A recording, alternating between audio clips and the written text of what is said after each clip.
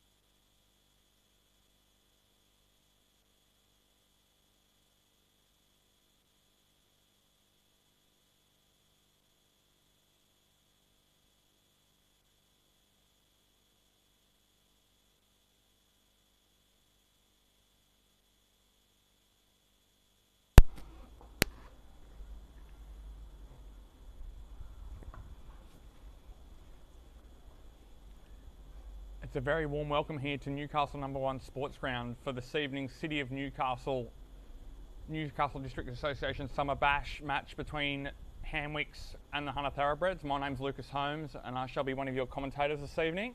David Absalom may be joining me later on, but for this match it's the Pool C fixture between HamWicks and the Thoroughbreds that will commence very shortly. Both umpires are out in the middle, just awaiting the arrival of the players. The result of the toss a short time ago, ladies and gentlemen, HamWicks won the toss and the Pumas are batting. So it will be that of the Thoroughbreds in the field, and HamWicks will be batting first as the players are making their way onto the ground as we speak.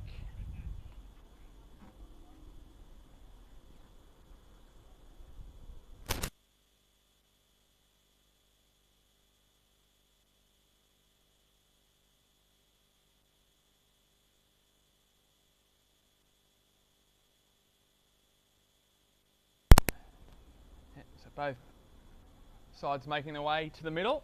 Of course, had the opportunity to see HamWicks last Wednesday night. It was a Reece Hanlon masterclass as they put away Wallsend Tigers quite comfortably. That was at Passmore Oval, but we're now to the beautiful facility that is Newcastle #1 Sports Ground.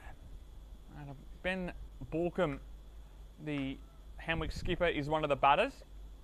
Just trying to see who that is at the non-strikers end. Number 4, that is. It's waiting for some numbers for HamWicks at some stage. We'll get those to you as soon as I possibly can. I can give you their names though. For HamWicks, the batting side will be Kane Anderson, Tom Bailey, Ben Borkham, who will take strike in his first over, Reece Hanlon, Joseph Hart, Jack Hardigan, Salman Hassan, Harry Manenti, who was outstanding last week, Mitchell Ray, Matthew Shaw, and Matt Webber. There is one player yet to be deciphered as well. And for the Thoroughbreds in number order, 1 Liam Neal, 3 Jet Lee, 4 Tom Callan, 6 Steve Abel, 7 Tom Porter, 8 Braden Carman, 9 Joey Butler, 10 Will Stoneman, 11 Riley Horrocks, 12 Sam Diablack, and Matt Hopley doesn't have a number, so we'll get that to you as soon as I possibly can. Seeing that it'll be Jet Lee taking up the attack by the looks of it to this near end to us in commentary. And for T20, of course, in the first 6 overs, you can see the yellow dots on the outfield. There's your fielding restriction ring. So for the first 6 overs, you can have 2 fielders out, and for the following 14, you can have a maximum of 5. I've just been sent that HamWicks number list. Thank you, David Absalom, who may be joining me very, very shortly. I'll get that to you as soon as I can.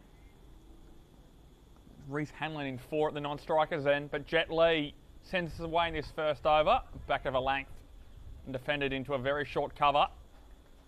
So it's Ben Borkham on strike. It's Reece Hanlon at the non-strikers end, and for Jet Lee, you've got a deep fine leg, you've got a deep third, you've got a slip in on the leg side, mid-on, mid-wicket, square leg. And the offside, as I said, a slip. There's a cover. There's a player going on to point. And a mid-off. Second ball of this match, Ben Borkham on strike. Back of a length, worked into the leg side. Loud call of no. Slightly errant throw, but the keeper reels it back in. 2 dot balls to start this innings of HamWicks. You can see now the graphics appearing on our screen slowly but surely. I'm informed that it's Jet Lee opening the bowling from this end closest to us here in commentary.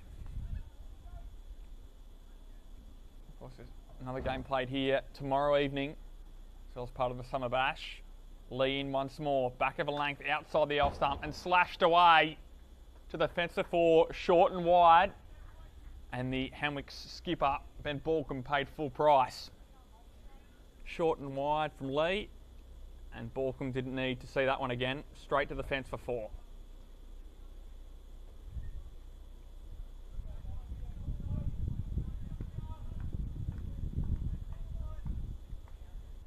How can Lee recover? All 3 have been. That one was short. The first 2 deliveries back of a length. We'll see if he stays with that similar idea. Lee back of a length again, straight up, and Borkham nicely glides it down to 3rd. Only a single there. And that rotation of the strike brings Reece Hanlon to face his first ball of the match after a devastating innings last week against the Tigers out there at Passmore was absolutely superb. Took him a little bit to get going, Reece Hanlon, but then he really made them pay. At least 2 or 3 sixes under the concourse there at Passmore. Harry Manenti did exactly the same. He had 2 of them as they raced to the target. Got 130, only 1 wicket down. After Jacob Montgomery got the Tigers away to an ideal start, but couldn't capitalise as Kane Anderson and Matt Labasse tied the Tigers' middle order down last Wednesday. It's back to Lee here as the long on is now in operation. Lee, back of a length still, forced down the ground. Comfortable single. Fielded there by Carmen at mid-on.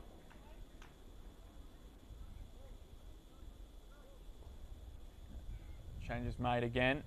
So with Hanlon there opting for it long on, but for Borkham, that's fine leg with deep third in operation for both batters here. Not a bad start by Lee. He's honed in on that back of a length. Only straight in line on 1 delivery. Lee in again. Outside the off stump, work through the offside. Very nicely fielded there by HamWicks at point. It only runs off the over a boundary, and that punch down the ground for a single. So after 1 over here, the Pumas are none for 5.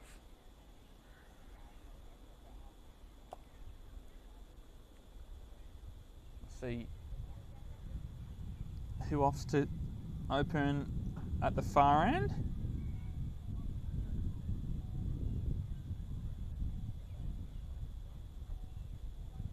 It'll be Reece Hanlon on strike. Looks like it's Tom Callan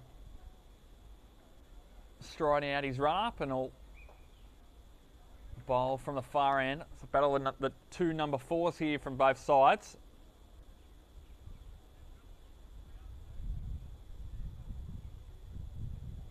Still persisting with their sleep. Steve Abel's there at almost 1.5 a second, almost a floating first slip there. As I said before, long on in play for Reece Hanlon. And a deep mid-wicket. So gone away with the deep third. This will be straight up. Marginally fuller, you would think, from Callan. That's exactly what he does. Forced into the leg side. And a single collected there by the mid-wicket, rolling around a square leg. So a single, and back on strike is the Pumas skipper and Borkham.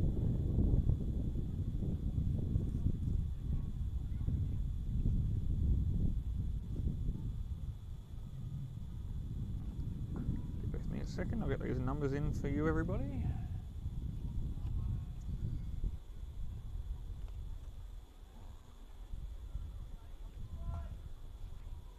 Do that at the end of the over, as the sight screen is going to get changed. So I'll do that as quickly as I can.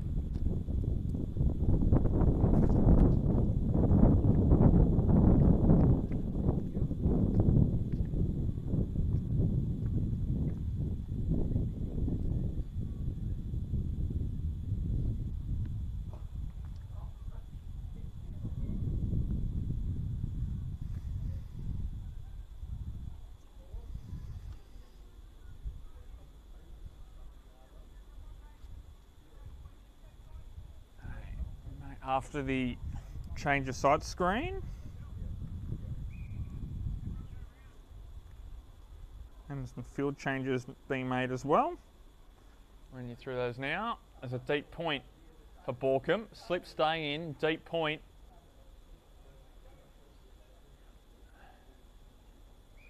And is there a second player out?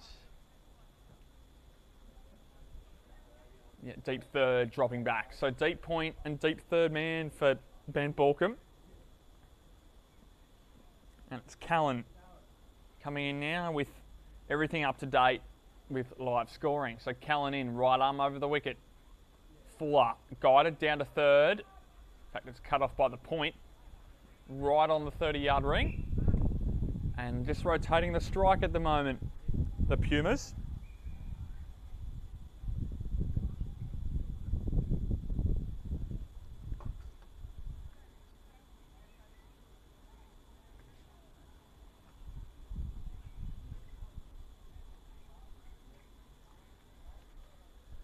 Deep point stay in for Hanlon, long on, going back. And the slip out now to a short, almost a fly slip really, for Hanlon. Callan in again, right arm over, Fuller this time. And he's caught, tried to whip it through the leg side of Reece Hanlon. That's a huge wicket. Callan doing well, easy catch taken, a regulation catch taken at mid-wicket, and that sees the end of the extremely dangerous opener from the Pumas. Callan just pitched up a bit more, tried to flick it through, work it through with his wrists, and couldn't keep it down, Hanlon, and couldn't find a gap, and it's an easy catch taken. And that's the first wicket to fall in this match, and it's in the second over.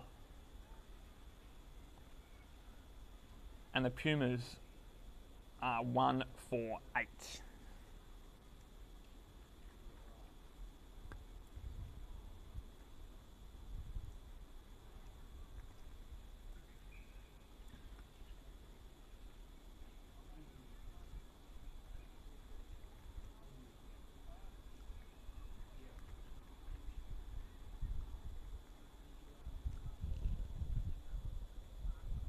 The new batter making their way to the crease here.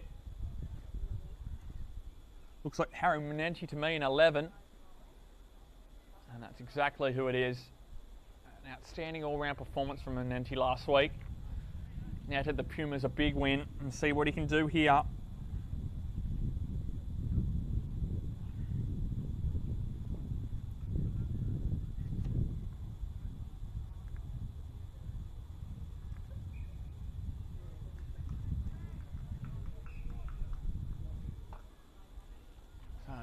Manenti about to face his first ball.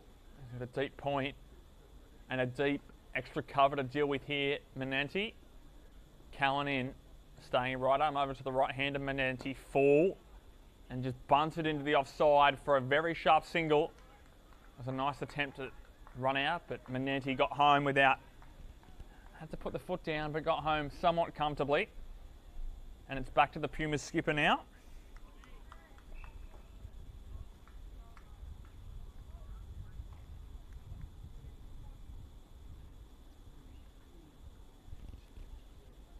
A deep cover as well now for Borkham.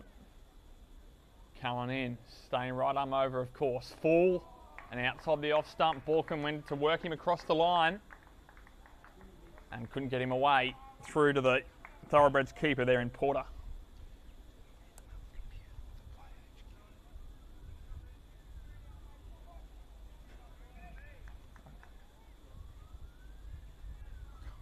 Okay. Thanks, mate. What was the voice of David Absalom? You could vaguely hear. He'll be joining me shortly. But it's Callan into Borkham. Fuller outside the off stump, slashed away. And it'll find the deep point in a flash. This lightning quick outfield here at Newcastle number 1. The throw right over the stumps to Porter. That concludes the second over. And a successful one at that for the Hunter Thoroughbreds, taking the wicket of the very dangerous Reece Hanlon, and they're away. After 2 overs, the Pumas are 1 for 9.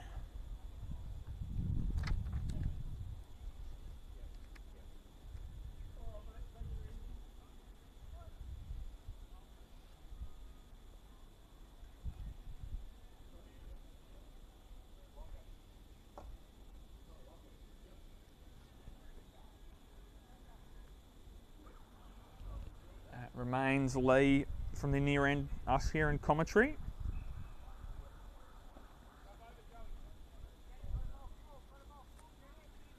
The call here is you've got to bowl full, and that's exactly why. Deep square and long on the fence for Lee to commence his second over. Borkham on strike. Maybe just back over length and bunted into the leg side to short mid wicket. On the bounce, of course, for no run.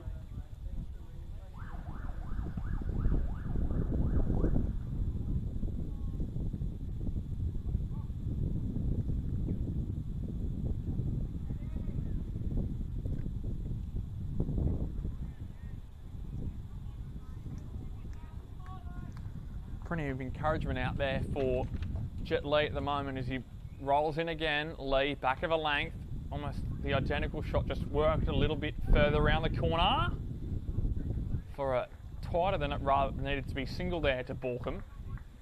He's doing it mostly in singles at the moment. Other than that cut shot over point, he's 8 off 10. Manenti 1 off 1. He's back on strike now, however.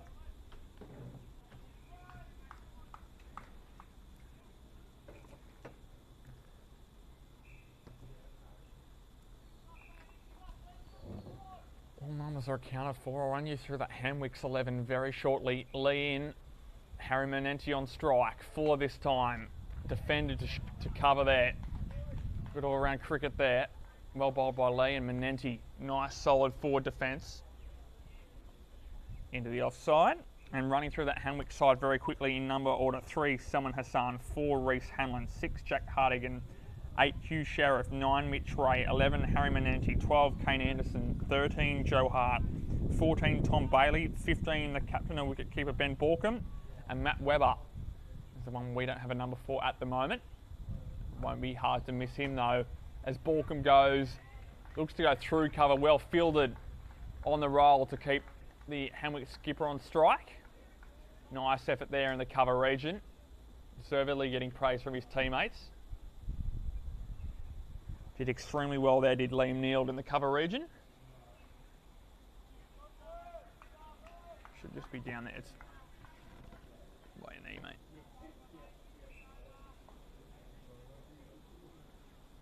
Sorry about that. So, after the nice fielding of Neild, it's back in from Lee. Tried to force it through the offside, did Manenti, but to no avail once more. And there's 1 ball remaining in Lee's second over. And it's a very warm welcome to David Absalom. David, good evening. How are you going, my friend? Very well, Lucas. Thank you for having me. It's great to be at one of the best grounds I've seen in a long time here at number 1 Sports Ground. Looking forward to an exciting contest this afternoon. Indeed, they've started well. Lee's been on form from this end 4 this time. It's a no ball. He's overstepped, so it'll be a free hit for a front foot no ball against Jet Lee. And because Manenti's off strike, the strike has changed for the free hit. They'll be able to change the field to the Pumas skipper. I think that's the first extra of the innings, isn't it? Sure is. They've been tidy to start. Callan was solid from the far end, picked up that big wicket of Reece Hanlon, tried to work it through the leg side, and we'll see what they do here. 2 out, long on and long off for this free hit. What we've seen from Borkham is he's like to go square. So to bowl to this field, Lee, you'll have to be very full and quite straight as well to give Borkham no width. Ring field on the offside. Lee in, free hit. Thick inside edge into himself, and Borkham not too happy with himself. But Lee gets out of the over, only 3 off it. He's none for 9 off 2, and after 3 overs, the Pumas are 1 for 13.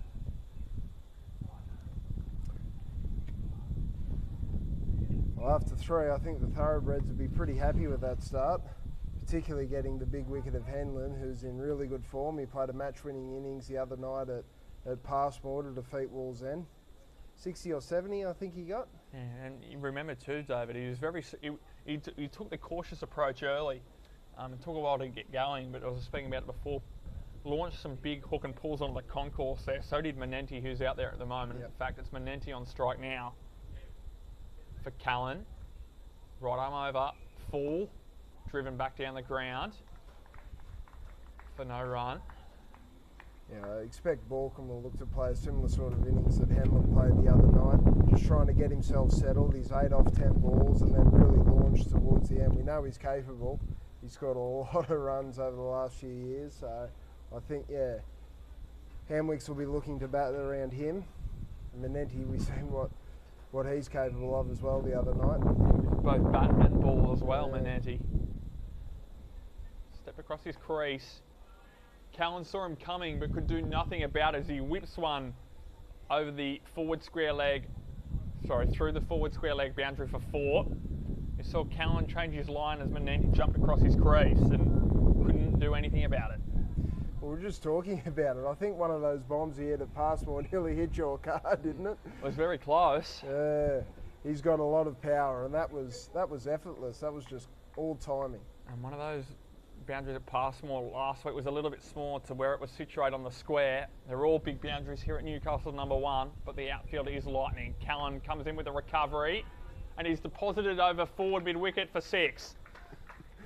Magnificent shot that. Again, pure timing. Wasn't a quick swing of the bat. He just almost leant on it and just put it over the rope. Beautiful shot from Menenti. He's looking ominous already. Yeah, the Thoroughbreds will need to do something quickly about this guy, otherwise it could get away really quickly here. It could. That was all wrist there from Menenti, as you said, David. All timing, just a flick of the wrist and past his teammate sitting in the dugout on the fence. Callan, what does he do now?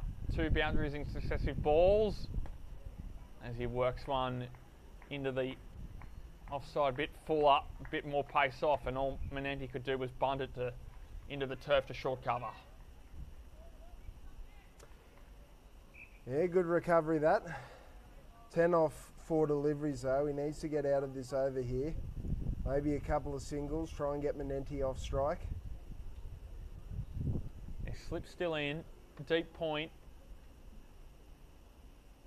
and a deep extra cover here for Menenti, who waits and smartly does as Callan under pressure at the moment. We'll have to re-bowl that one. Wide on the offside that time. Porty did well to save any further runs.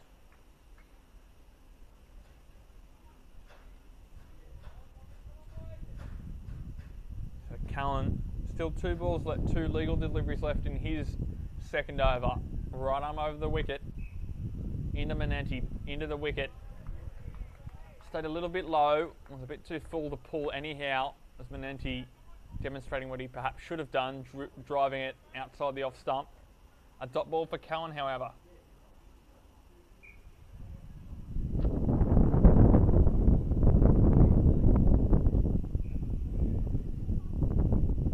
So the final ball of Callan's second over. Again, deep point, deep extra cover, the 2 men outside the circle, straighter this time, and Menenti nudges one down to said deep extra cover for a single, and will retain the strike for the 5th over, of the innings. 4 overs complete, and after those 4 overs, the Pumas are 1 for 25. I think he's got out of that over pretty well there. Menenti was looking rather ominous, and he's kept it tight outside the off stump there. Menenti probably playing smart cricket. He's had a big over, got the 4 and the 6 and the wide, and just bunted in the covers for a single. I think that's good cricket. Just turning the strike over, limiting the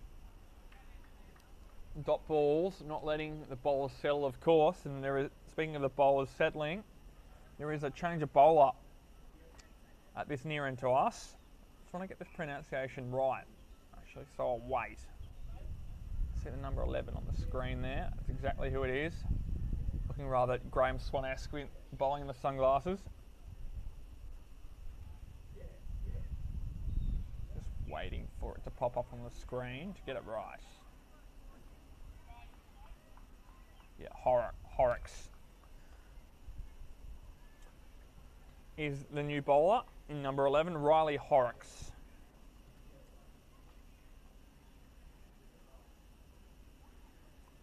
Right arm over, some off spin. Darted in pretty quickly to the off stump of Menenti, who just digs it back out for no run, back to the bowler. Interesting move, spin very early on. 4 overs, the Thoroughbreds have done pretty well seam up so far. Let's see what we can do with the spinner. And just darting them in, particularly in the power play. You're not going to give them the batters any flight or any width to work with, otherwise it's going to be a boundary, you would think, of some sort. Absolutely. Particularly in this outfield, anything more or less through the 30-yard ring without a hand or finger on it will be 4 runs, most likely. That's right. Deep mid-wicket, long on for Horrocks. Back of a length, very flat. Just bunted down the ground for a single. You Good take running. Yeah, it was very good running. You take a single in the power play though. We'll see what Borkum can do to the right arm. It's almost medium pace really of Horrocks at the moment. Still deep mid-wicket. And long on. 4 this time. Nudge down the ground. Got to be 5 to 10 off the fence to negate the second. But did well actually. There did Dollarback.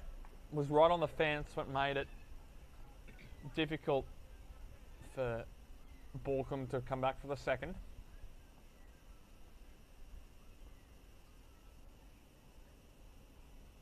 Horrocks back of a length. Forced into the leg side. 1, should be 2 on the arm. Very good running. Stoneman out there with the misfield. They're coming back for 3. Ooh. That's even better running, but was it poor fielding? It was probably more of the latter, but nonetheless, they ran the second one hard, and then allowed Borkum to turn for the third. That hurts that. He just bowled a pretty good over, 2 runs off, 4 balls, and you have that happen to him, and I think they expressed it probably quite appropriately out there. Indeed, Horrocks to conclude his over, quick up, flood up, and a nice dot ball to finish out the over. Still a quality over that. It wasn't. It's still in their power play. You take 5 runs off that every single day of the week. After Horrocks' first season, none for 5, and after 5 overs, the Pumas are going at a run a ball. They are 1 for 30.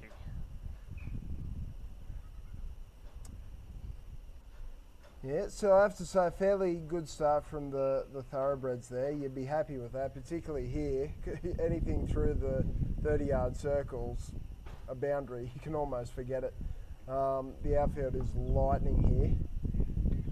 But the Thoroughbreds are controlling things pretty nicely. They'd be delighted to get the wicket of Reece Henlon. In terms of the HamWicks perspective, they're not going to be overly perturbed about this start either. They'd be pretty comfortable. Borkum looking to set his stall out for a long dig, and Menenti is looking powerful already. So, yeah, there's only 1. You wouldn't want any more than 2 wickets down really in the power play. But as we've seen in the past, not last week because they only lost the 1 wicket, but this HamWicks side back extremely deep and got power all the way down. And speaking of power, it's Menenti back on strike. It's going to be a change of bowler. It's going to be Steve Abel, excuse me. Looks to me he'll be bowling left arm over. You would think. It's going to be a deep extra cover and a deep mid-wicket.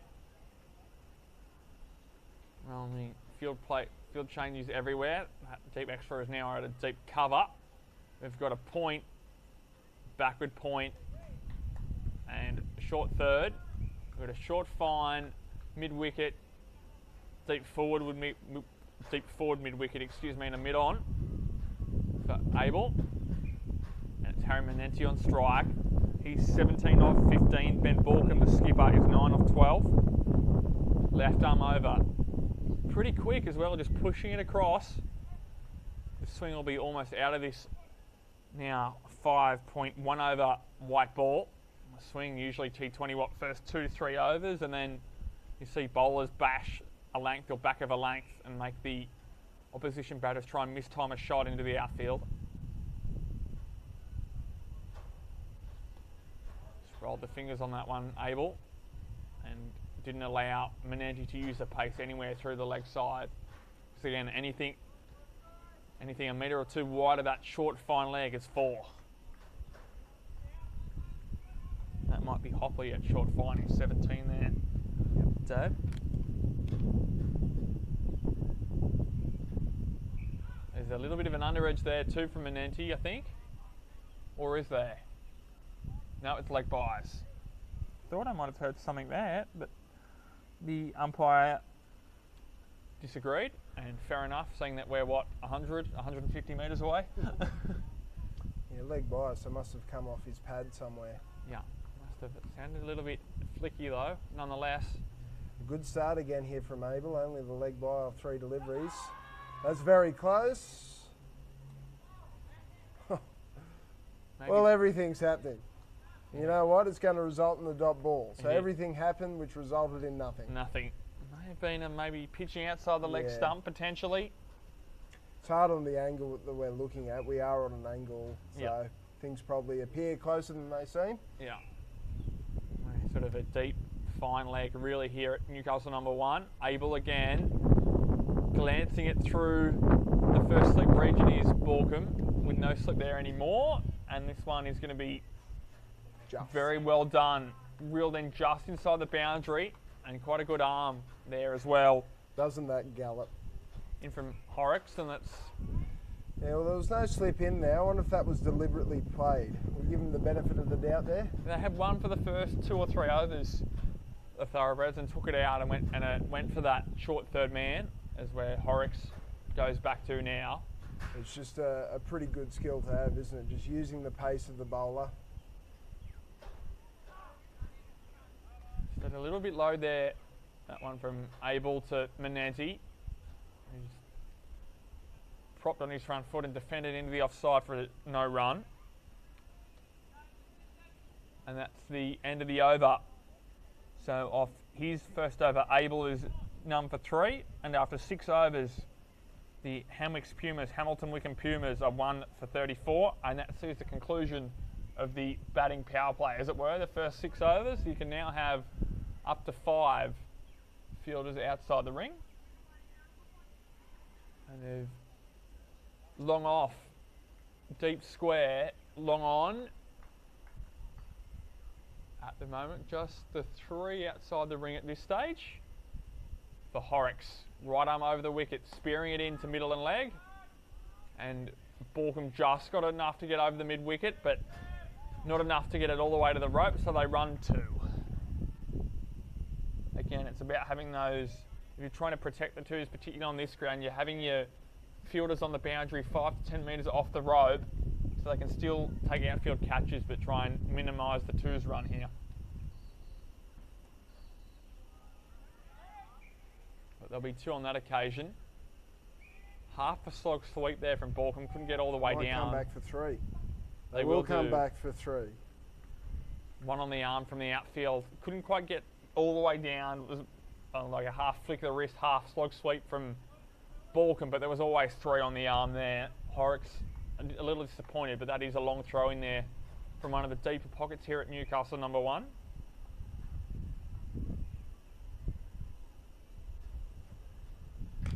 Speared in, short and straight. Defended. Horrocks fields his own delivery. He bowled 2 fairly decent deliveries there and gone for 5 runs, so that's pretty skillful batting and skillful running.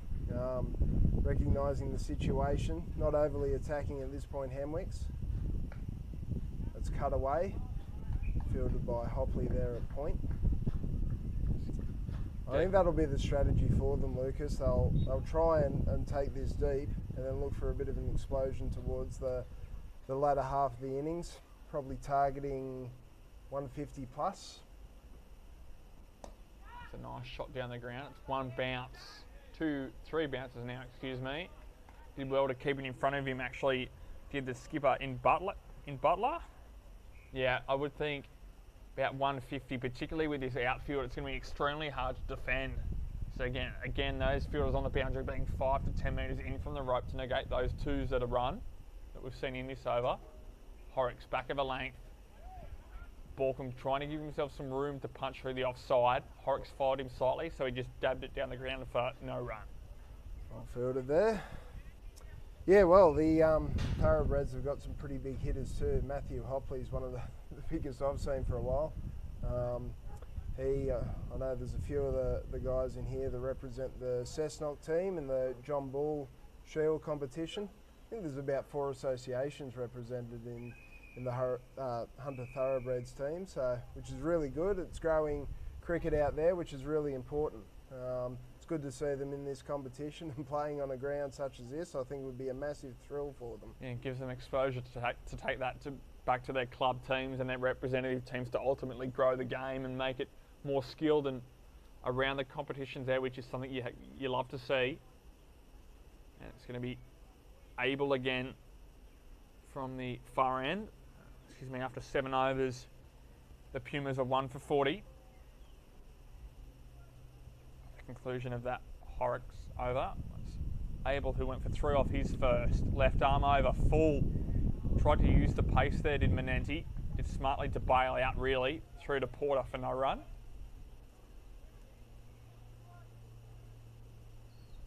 Interesting choice of shot. That seems to be his get-off strike delivery. Look at to run down the third man. Well, I guess if he gets it past third man, he's looking for more than just one. Back of a length this time, Manenti into the gap between cover and point. Diving save there to keep to a single.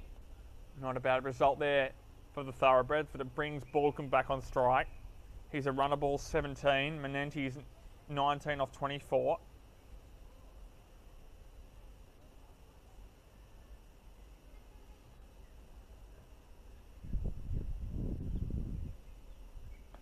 Took some pace off into the deep. One bounce to the deep mid wicket there. Did well Abel, dug it in a little bit more, rolled his fingers on it, and Balcombe imitated a slog sweep there. Just helped it on its way, but went to deep mid wicket on the second bounce.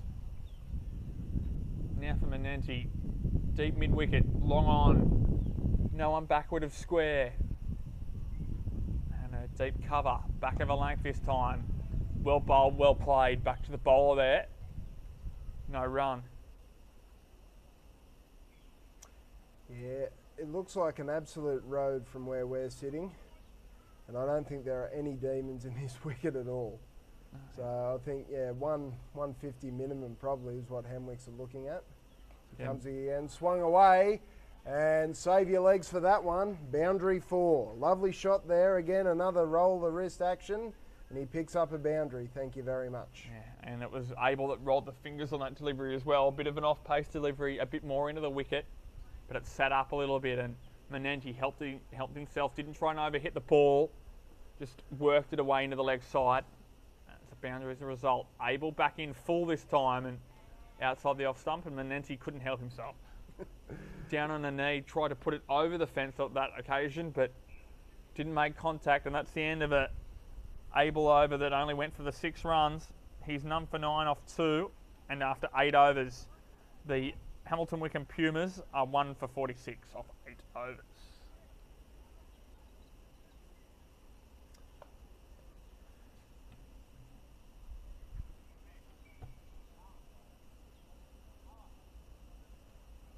Back. Yep. Back.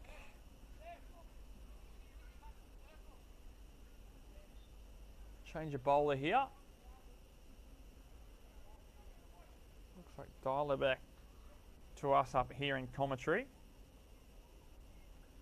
Let's give a Butler just changing the field. Long on, deep mid wicket, deep square leg. It's a very wide, long off. Dial it back.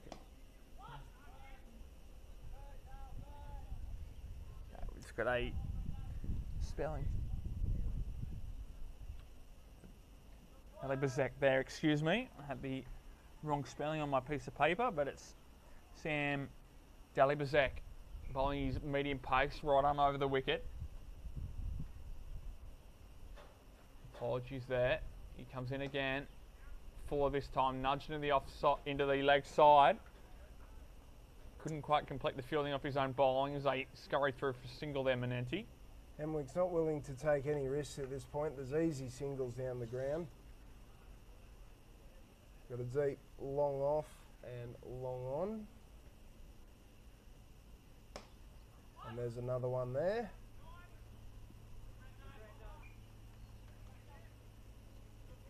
Down the long off for a single there. Just rotating the strike at the moment. I think that'll still be the plan for these guys and look to explode. Wickets in hand towards the back end. I think that'll be crucial for them.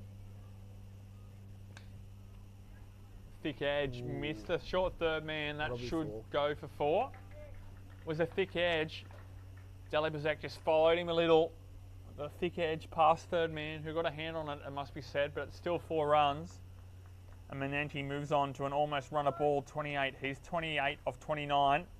Balcombe is a runner ball 20, and after 8.5 overs. the Pumas are 1 for 53.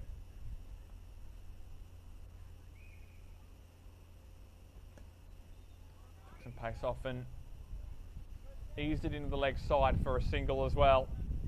Just taking it easy at the moment. Taking little to no risk. Not a bad over there from Delabazek, who's still got one ball remaining. Just a little bit too much width on the ball previously. There's a little bit of an edge on that one. There's at least two. You think one on the arm, or is it going to go for four?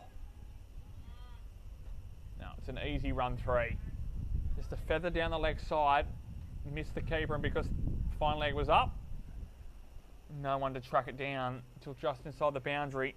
That was then a rather expensive over for Delabazek in his first. He went for 11 of his first, and after 9 overs, the Pumas are 1 for 57. Yeah, might be slightly disappointed with that. Looking at his field and the way he was bowling, he was brought on to try and keep things tight, and hopefully HamWicks will have to take a risk against him. But they got 11 off that, and I don't think they took any risk at all. We saw a lovely leg glance, and they just got 3 from that just then. So again, that moves them above 6 runs and over. I think they'll be pretty comfortable with where things are at the moment. Yeah. So it's back to Abel at the other end. Bowl his third over. Left arm over, back into the pitch. Tried to work it onto the leg side, did Balcombe. It's got all tangled up and there's a no run there. So for Balcombe, for Abel, left arm over to the Pumas skipper. Mid off, deep cover, deep extra cover, point, short third man. No short or deep or fine leg, excuse me. Deep square, forward square leg, deep mid wicket and long on, but this ball has gone straight up in the air. And the HamWicks skipper is gone. Ben Balcombe went to go over the top into a vacant deep cover region. He's just skewed it off the outside half and it's been caught. Abel breaks through and gets the big wicket of the HamWicks captain, and after 9.2 overs, the Pumas are 2 for 57, Dave. That's a massive wicket because they were just building something there, HamWicks, looking to try and keep wickets in hand to launch towards the back end of the innings. Mid-off was up, so I reckon Balcombe was tempted to go straight down the ground there. He tried and ended up just skewing off the outside half of the bat. Big wicket there for the Thoroughbreds. That puts them back in the game there. New batsman coming to the wicket. Not sure who that is from here. Yes. It'd be Hardigan, wouldn't it? Yeah, I would think so. Well, no rest. They just get Balcombe out, and who walks in? Hardigan. Hardigan. Doesn't make life any easier at all. But they've got quality from 1 to 11, HamWicks.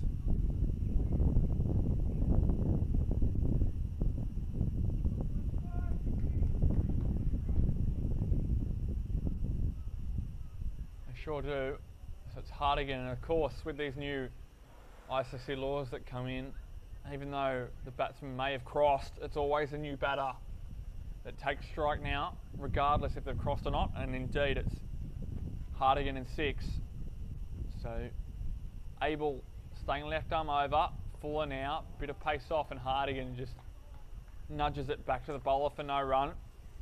Similar field this for Balcombe, that Balcombe was dismissed on that deep extra cover, long on, deep mid wicket. No one behind square on the leg side. Back of a length. Hiding and defending down the ground. It's going to be tight. Wow, Oof. that was a cheeky single if I've ever seen one. And he just dropped it and was on the back foot too, so would have had to take up an extra metre or two to get there, Jack Hardigan, but a direct hit and it would have been mighty close for a run out. I reckon I would have been halfway down the deck and the throw coming back would have run me out on that one. Yeah, you get halfway down, you almost give up, don't you? But Hardigan pushed through, back of a length again, works through the leg side. There's no single there. We are fielded at square leg by Callan, who took the early wicket of Reece Hanlon. Don't think Menenti will look to do anything different here. If he gets a ball that he likes, he'll definitely go after it, but strategy will just be to push 1s and 2s, and if he gets a ball like that, he smashes it through point and he'll pick up a boundary. Save your legs there, straight through, and again, straight through the circle. 4 runs all day. Yeah, Lovely shot. Just a little bit of width there from Abel, just worked it through, pushed off the back foot, through cover and point, and a boundary off the last ball of the over. A good finish to the over by HamWicks, but it was a successful one there for the Thoroughbreds. Off 3 overs, Abel is 1 for 14, and after 10 overs, we're halfway through the innings. The Pumas are 2 for 62.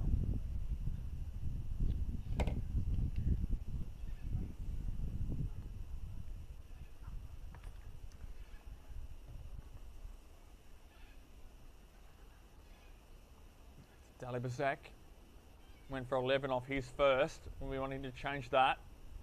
Deep mid wicket, deep square leg, deep extra cover, and a deep long on as well, hiding there in the shade. Starts to creep onto Newcastle number 1. Dalibazak in, full, rolled his fingers on it slightly, nudged down, did well, Horrocks to negate a second run there. Don't want to be critical at all, Lucas, but you've got a new batsman. I know he's quality in Jack Hardigan, but that's a pretty easy single for him to get off straight. Yeah. Regardless of the quality, new batters are new batters, aren't they? The most vulnerable when they get to the crease. Again, took the pace off, just dropped it in for a single. Don't have to do anything else bar this at the moment. 2 down, they can just nudge it around. They're just over a run of ball.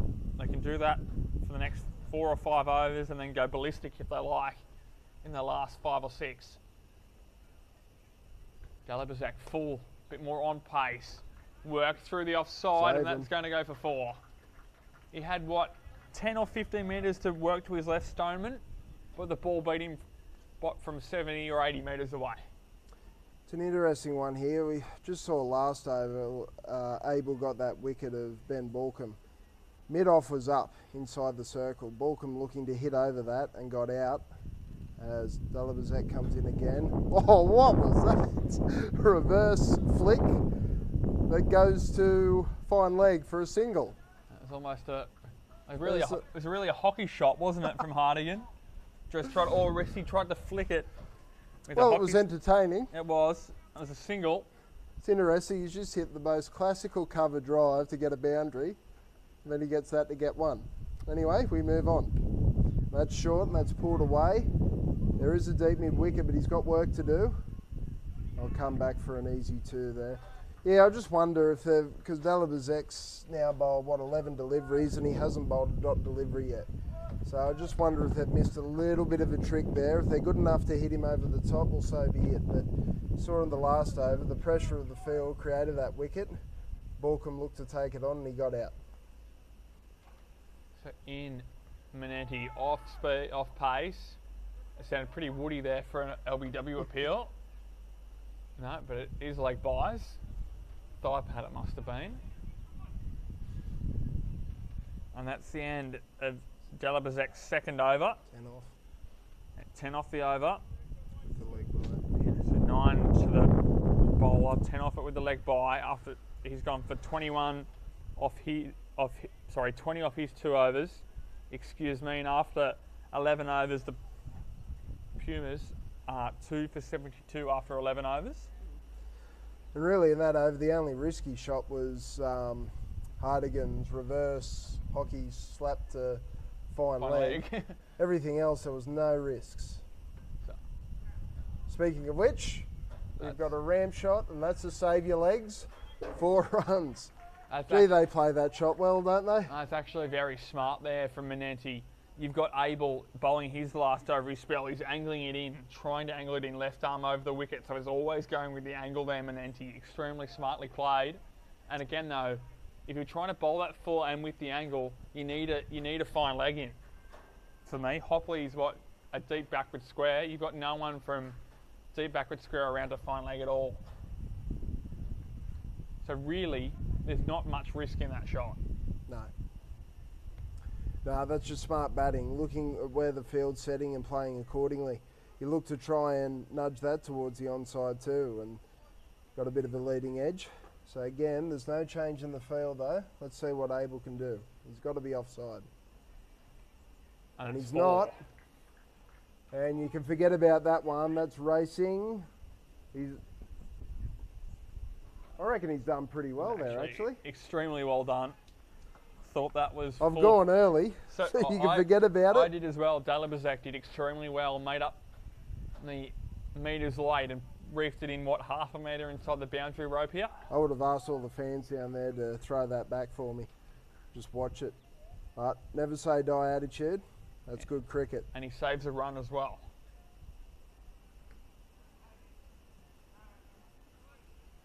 Try to force that, use the pace through the offside. More of a guided shot to backward point, almost gully there from Hartigan for no run. Well fielded in the end in that region by Horrocks.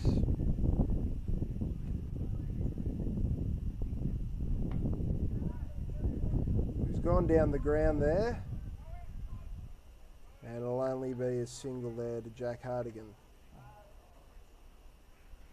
With a direct hit inadvertently to the striker's end from long on. Yeah, that one held up in the air for quite a while, didn't it? But long on was quite wide. A little bit short drive, I thought. Maybe just rolled the fingers on a little bit, but was lucky there. Hartigan not to get all of it. It was probably straight down long on's throat, really. A little bit too short to drive.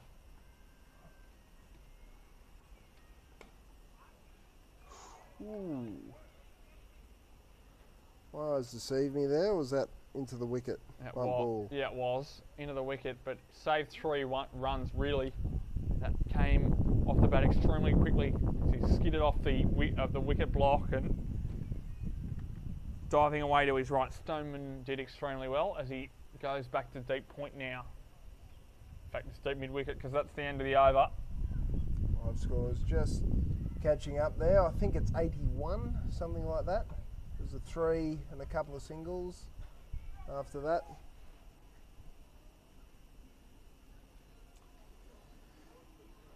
Yeah, well, we'll catch up shortly. Well, I think it's about 2 for 81, or give or take, off 12 overs. Menandi's into the 40s rather easily. Hasn't really taken that much of a risk in getting to that point. Looks like it's Horrocks will bowl again from this near end to us. I think he'd be on 43. He hit that 3, didn't he? Yeah, down the ground, the fine. And he got a single that last ball too. So Horrocks sweeping now. There's no one out there. Now I think I can call that one. I think that's a boundary. Menanti, classical sweep shot. Knee down, tried to fire it through Horrocks, but Menanti just dragged it a little bit from the off stump, maybe just outside, but a beautiful classical sweep. Yeah, it was 2 for 81 after 12. So how good are we going? Takes it to 2 to 85. He should be 48 now, shouldn't he? With that boundary. 48 off 40 deliveries, Menanti. Yeah, well, it's ominous signs here for the Thoroughbreds. I think he'll look to be a little bit more aggressive after he passes the 50 mark. Or he'll just do it now. Reverse sweep, got a bit of glove or an under edge, and it's gone to third man for a single.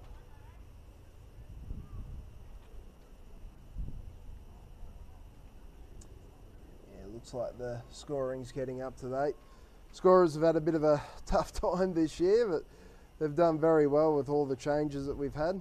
Extremely helpful for us up here too to have the graphics on screen as flashes outside the off stump. Beautiful drive, knee down there. That was Jack Hartigan on that occasion and slams into the picket fence here at number 1. Gee, this guy's good to watch. How quickly did that go to the fence? Just read the length of the delivery extremely well there, knee down. Another West Indian flair with that one and away to the fence for 4.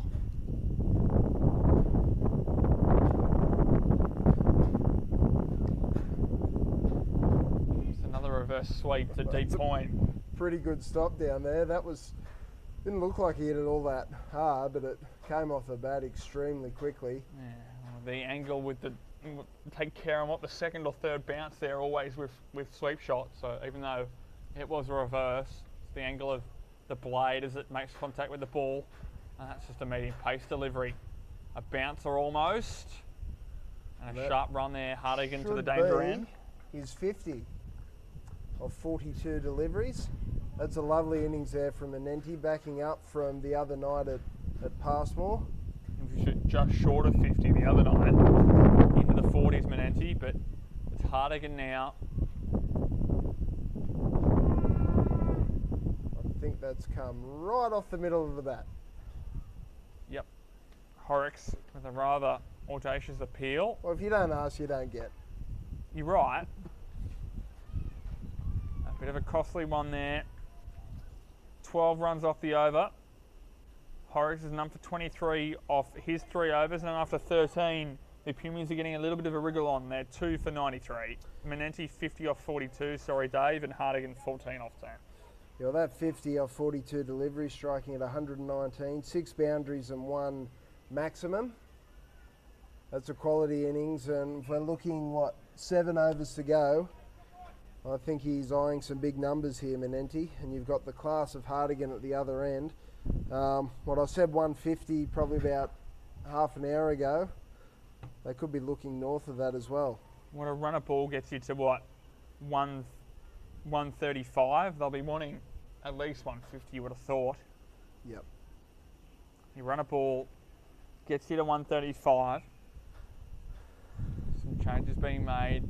The sight screen, they're wanting joined together. The wind's playing havoc here, as it always does when the breeze is up at Newcastle number 1. There we go. Abel's done, and it looks like it's Tom Callan coming back on from the far end to me. He's 1 for 16 off 2. He got rid of Reece Hanlon early, but then got a bit of tap by Harry Menenti the over following. So he's got a deep point in play, deep extra cover, deep mid-wicket, and the mid-wicket is now in the shadows. So Callan into Hartigan. Back of a length, Hartigan under edge, but it's still going to be 4. Try to get it quite a lot squarer, looking towards Hopley there at deep backward, but a little bit of a inside edge, gets it fine enough to go to the boundary for 4. Yeah, I think they need a field change here.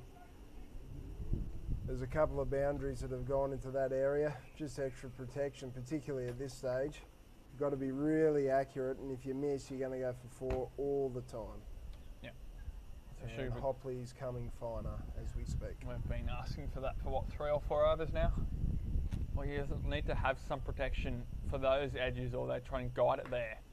That's not guide at all, that's lashed down the ground with a angled blade. Didn't quite get it as nicely as he has the previous ones. That still results in a single. Be interesting to see what the Thoroughbreds do with their bowling here. They've only used 5 bowlers. So Dolabazek's got 2 overs left. He's gone for 10 and over. Jet Lee's got 2 overs. So at the moment, you'd expect everybody to bowl all their overs as Callan comes in again. That's whipped away. There's a fielder down there, and he's taken. Big wicket there again. That just stems the flow. Hartigan, I think, was it? Or was it Menenti? Menenti, I believe. Yes, it was Menenti. Yep. Looking to be aggressive, trying to clear the pickets again, and that's a big wicket. Well batted, 50 off 43 deliveries. But that's exactly what the Thoroughbreds needed, just to keep stemming the flow, because that 150 could have been 160, 170. That just stems the flow a bit. So good wicket there from Tom Callan. It was. Would have been a tough catch too. Yes, it was regulation, but you're going from sun into shade. And Menenti just misjudged that one a little. Try to get down on a knee and work it over the mid-wicket fence, but couldn't quite get enough of it. And in strides Joe Hart now for the Pumas in 13. Easy to pick from up here because he's got the maroon lid on as well. It was a good innings from Menenti. He was 50 off 43 deliveries. His innings has come to an end, and we'll see what this middle to lower order can do for HamWicks with what best part of 7 overs remaining, just under 7 overs. like live scores having a moment again. So I think that was 5 runs and a wicket so far off this over. So 3 for 98, I think the score will be when it updates. Again, let's see what the new batsman is walking out to. So mid-off is up, but plenty of real estate on the offside. Deep extra cover in play as Callan comes in again, bowling to Hart. Thickish outside edge. Backward point there. Single brings Hartigan back onto strike. So Hartigan still only faced a 10 delivery, so he's still somewhat new to the crease. Yeah, I wonder if his approach will change at all here with the loss of Menenti. You don't want to lose 2 quick wickets and then that results in 2 new batters at the crease. That's what you don't want. Yeah, he's normally pretty aggressive though. We'll see what happens. There's only one way to find out, isn't there? Hartigan, Callan into him, no ball, front foot. There'll be 2 on the arm quite comfortably. Another front foot no ball means another free hit, and because Hartigan's back on strike means the field cannot change for the resulting free hit. Dave? Well, I think that'll be 101 the score. Yeah, he'll definitely be aggressive on this delivery. So where does Abel go, do you think? Is he looking to go full? I think full and wide. Let's see if he can hit his length. If not, he'll go straight over his head. Or straight to deep mid-wicket for 1. Yep. Nice arm from the fence. Just tried to work it away into the leg side. Maybe hopped across the crease a little bit. But that single means we'll see Hart again. I face what, the solitary 1 ball or 2 balls in his innings so far. And for Hart, deep extra cover, deep point, deep mid wicket, deep. It's really a really deep backward square or a very wide, deep fine leg there. Oh, hit them was the cry. They took off straight away after that thick edge there from Hart. A clean pick up there from Horrocks would have been a tight run out opportunity. Brings an end to another over. Means Hart will also retain the strike. I think that should be 3 for 103, I think. I think there was 10 off that. So the no ball. So we think that Callan will be, what, 1 for 26 off 3 overs and 3 for 103 off 14 overs, we believe. This looks like Horrocks coming back to bowl his last over. He's bowled 3 overs, none for 23. Bowled quite tidily so far. I think Hart will just look to push the 1s and 2s and get Hartigan back on strike. And I think Hartigan will look to be positive, particularly against the slower bowler.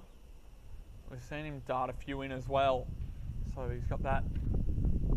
Might just slide out the front of the arm as well. Horrocks on a length this time, just knocked into the offside field. Will they come back for 2 on the arm? They certainly will. Nicely guided between the short fine and the deep point, and there's an easy 2 there. Yeah, there's no risk there.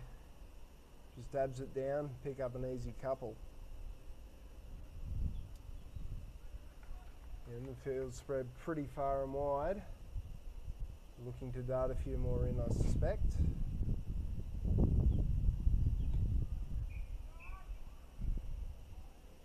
One squirted away on the onside.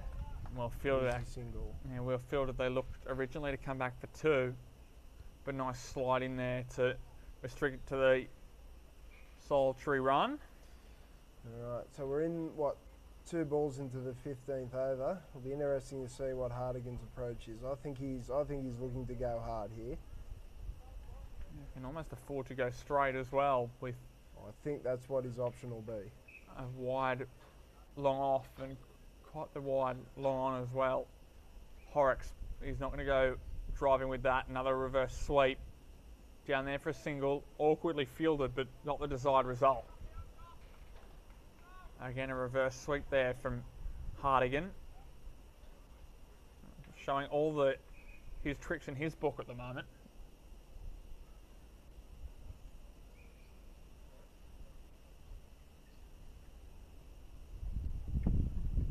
Joe Hart going with the ramp over the keeper on this occasion. They'll run 2. They should come back for 3. If not, it'll go for 4. They might run 4. They have. Great running. Joe Hart pushed that 3rd and again pushed the 4th, and he gets the applause from his batting partner at the other end as well. Well, we spoke about it from the other end. No fine leg in play. So he pretty much set up like that before the bowler actually delivered the ball, and he's picked up a boundary.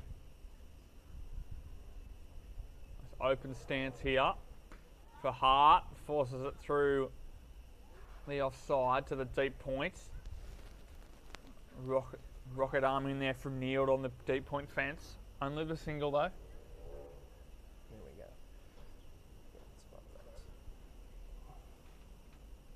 No, just waiting for that to kick back into gear. It's flicked on the leg side. There should be 2. Hit it soft enough, and Hartigan's come back. Again, good running. Just nudged it to about that on the 30-yard ring, and it was an easy 2 in the end. So it's 3 for 115 off 15 overs. And again, so we've got Horrocks bowled out, Abel's bowled out. Dalibazek's got 2, Lee's got 2, and Callan's got 1. Also got Matthew Hopley. I know he bowls some very handy seamers. He's done really well in the John Bull Cheryl competition. So if they needed a 6th bowler, it'll be interesting what they do. Will they bring Dalibazek on again? Potentially not. Maybe if they need him. They've only bowled 5 bowlers so far. So they need another 2 overs for somewhere. You think Lee and Callan will bowl out? This is Callan now, I believe. Back for his last.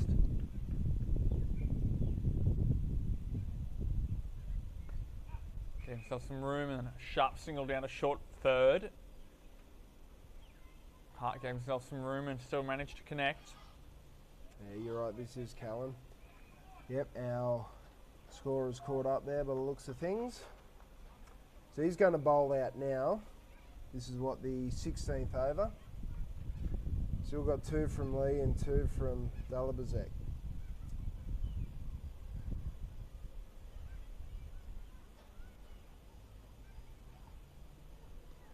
I leave. That's Yeah, why. that's why. You don't see a leave at this Yes. stage in the game very often, but that was why. I was going to question that as well until the umpire put the wings out. Yep. To be re-bowled. This is what being the 2 no balls, maybe, and then 2 wides That's exactly on the what it's offside, been. isn't it? That's it. Yep. That's It's been pretty disciplined. That's pretty good in a T20 game with leg side wides in operation, as they are in Division 1 suburban districts, which everybody loves. Oh, of course. Yeah. Best competition in Australia, isn't it? It is with the leg side wides though. It's an interesting one. I don't think you'd mind it, but from me on my end, I think I didn't like it all that much last year. But it is what it is. It's a skilled competition. You want your best bowlers in that competition. What it does do, it does help the bowlers, particularly, well, if you're bowling it down there, you're more than likely going to get hit. As Callan comes in again. Hartigan again looking for that 3rd man option, trying to run it down there because 3rd man is up inside the circle, trying to get, well, if you get a pass there, you're going to get a lot of runs. Well, I was going to say you're going to get 4 every time, but the last one that went down there got hauled in. Not so much, yeah. Nonetheless, I'm just after bat on ball, sorry.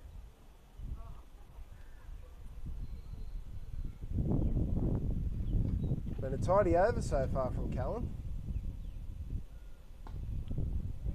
That one will only be at best 2, and he'll only get 1. That's good fielding and well backed up as well. This has been a very good over, so we've only had, what, 3 runs of 1, 2, 3, 4 legal deliveries. That's very tight bowling. Yeah. He's 2 for 30 off 3.4 overs. Callan, of course, removed Hanlon earlier on this evening.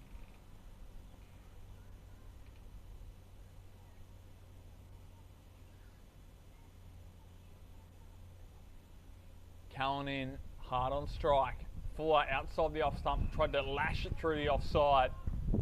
Through for a top ball. They've just really started to rein it in a little bit here, the Thoroughbreds.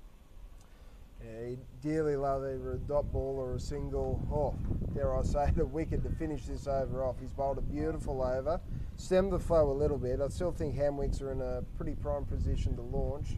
But this has been a good over from Callan.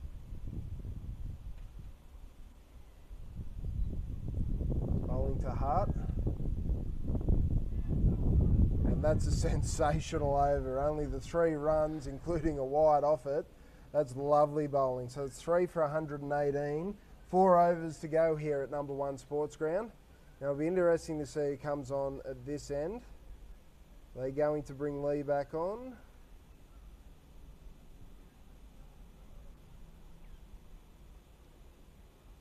This is pretty key because I think the Pumas will be looking to pounce at this particular stage. 4 overs to go. That's Dalipazak, I think, who's got the ball in hand and the cap off.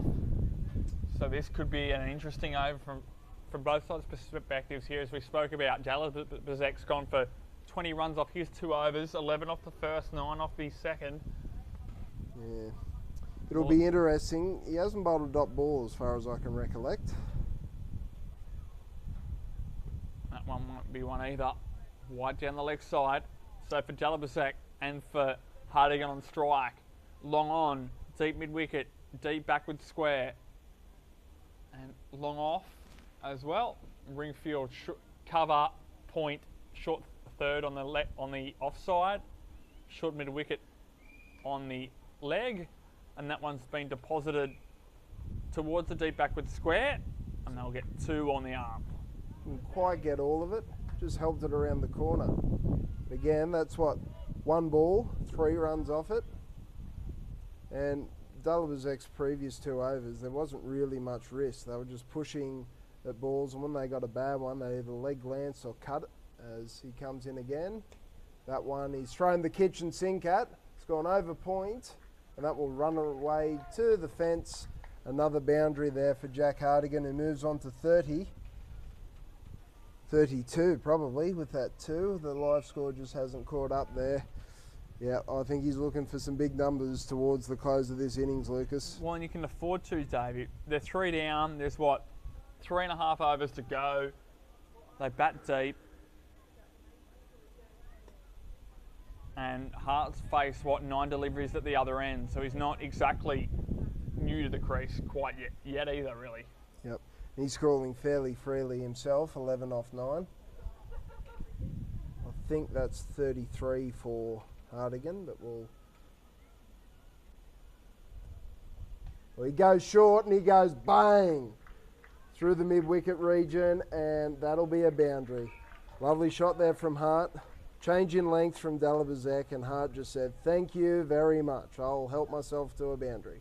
And it wasn't a bad bounce. It was still quite short. It was throat, sort of helmet height, but Hart just got on top of the bounce, swiveled and controlled it quite well, to be fair. Absolutely. And Dalipazak proving expensive. We thought this could be the over that could ultimately launch the Pumas towards 150. It's looking like that at the moment. Dalipazak full. Hart giving himself some room outside the leg stump. Is Hardigan going to come back? No, he's not. Did extremely well there, Hopley, to stop the second being run. So he's gone for 13 off this over, 1 ball remaining. We're on 131, the Pumas. Oh, now that is class again. A reverse sweep, over point, another boundary. What a great shot that is. Bag of tricks here from Jack Hardigan. He's got it on full display. Again though, what was it? Point and gully are up, no one over the top. Yes, there's a risk to play the shot, but if it's executed somewhat properly as it was, it's over the top, it's 4 runs. Absolutely. That brings the score to 3 for 135 off 17 overs. Hardigan is on 37, I believe him to be, 37 off 23 deliveries, striking at 160 if you don't mind, Lucas. Hart 16 off 11. Poor old Dalibazek went for 17 in that over. He's none for 37.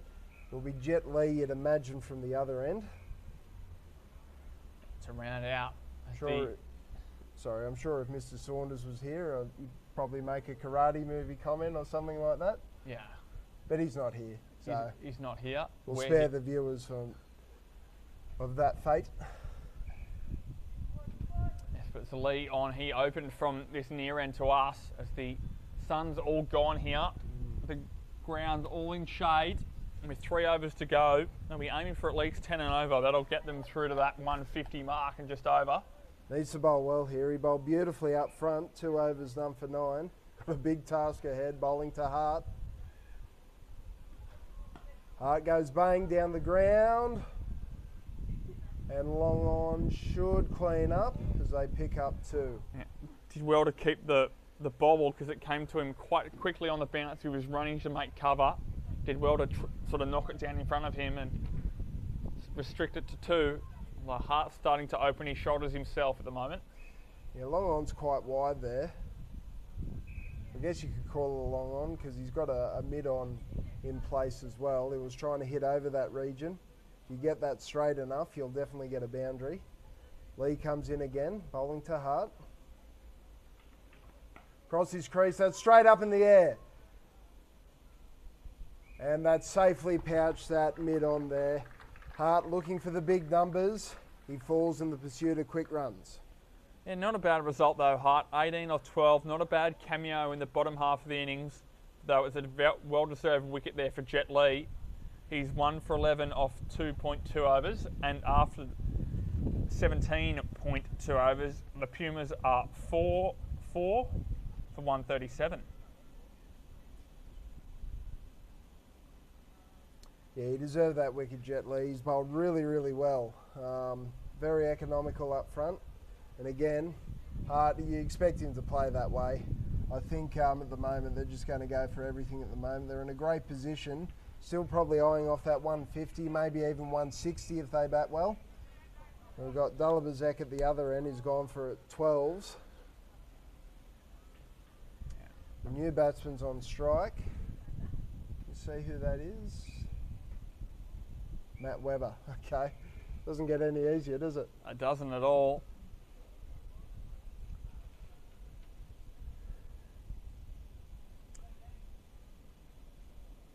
Of course, Webber on strike 2 due to, regardless of them crossing or not, that new rule. Webber goes straight up in the air.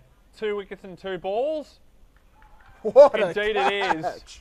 Beautiful catch there. Running back with the flight, had to take it over his shoulder. There's a big leading edge there from Matt Webber.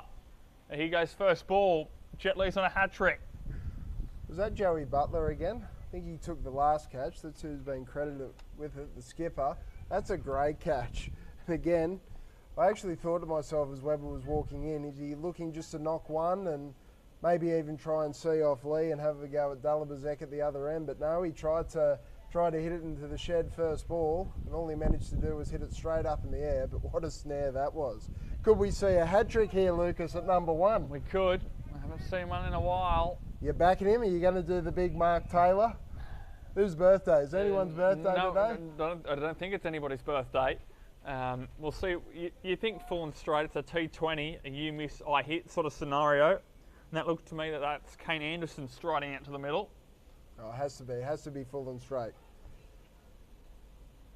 Yeah, indeed that is the off spinner, Kane Anderson. Right, Okay, here we go. Lee on a hat trick. In he comes, full, straight. Anderson for a single. Direct hit. Not out. Nearly a team hat-trick. Not out. It's a call from a square leg umpire. Hartigan got home as Anderson just guided it to short fine. And with the direct hit, Hartigan was just home. Yeah, I wonder. That was a pretty cool moment just then. But just thinking Hartigan now, is he looking to go for the big digits or try and attack Dalibazek at the other end? Lee's bowling beautifully. That was a slower ball, but he'll have to reload on that one.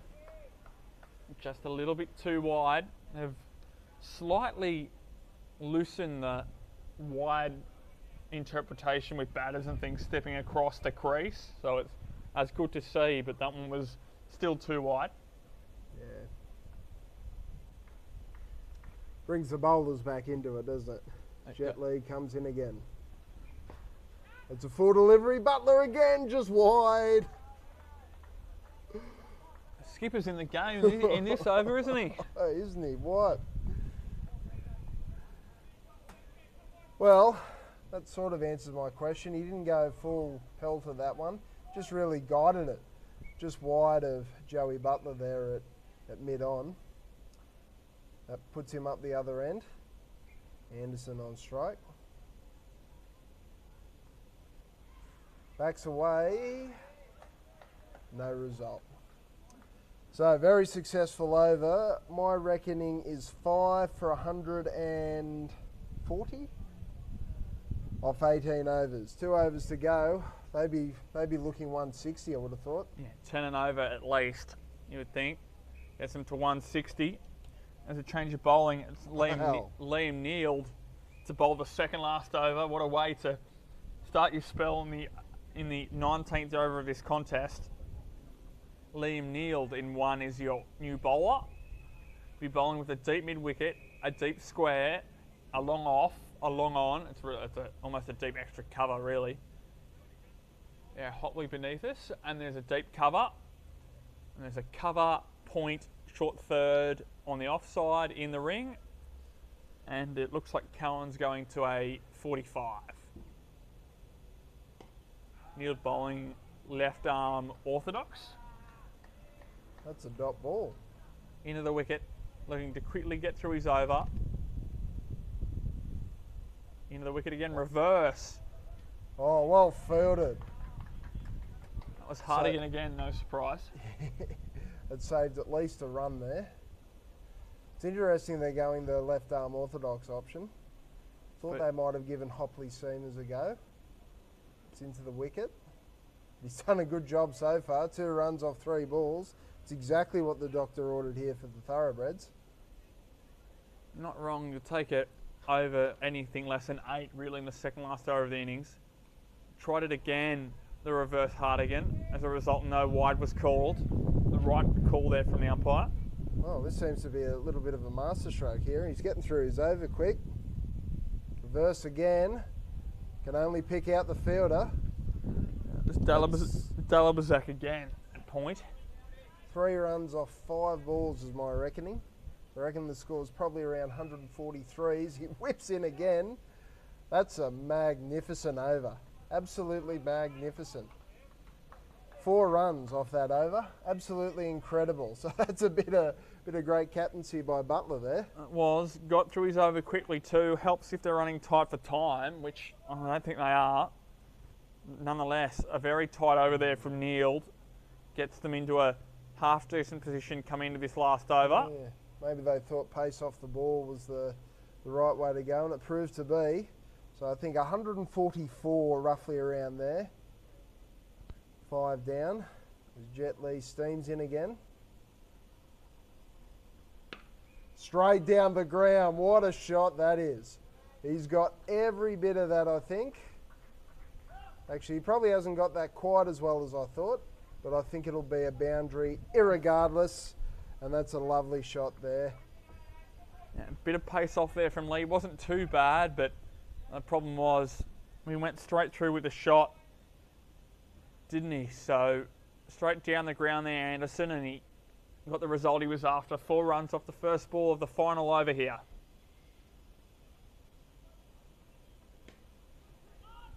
Call was 2 was a call, but you'd want Hardigan on strike, surely, wouldn't you?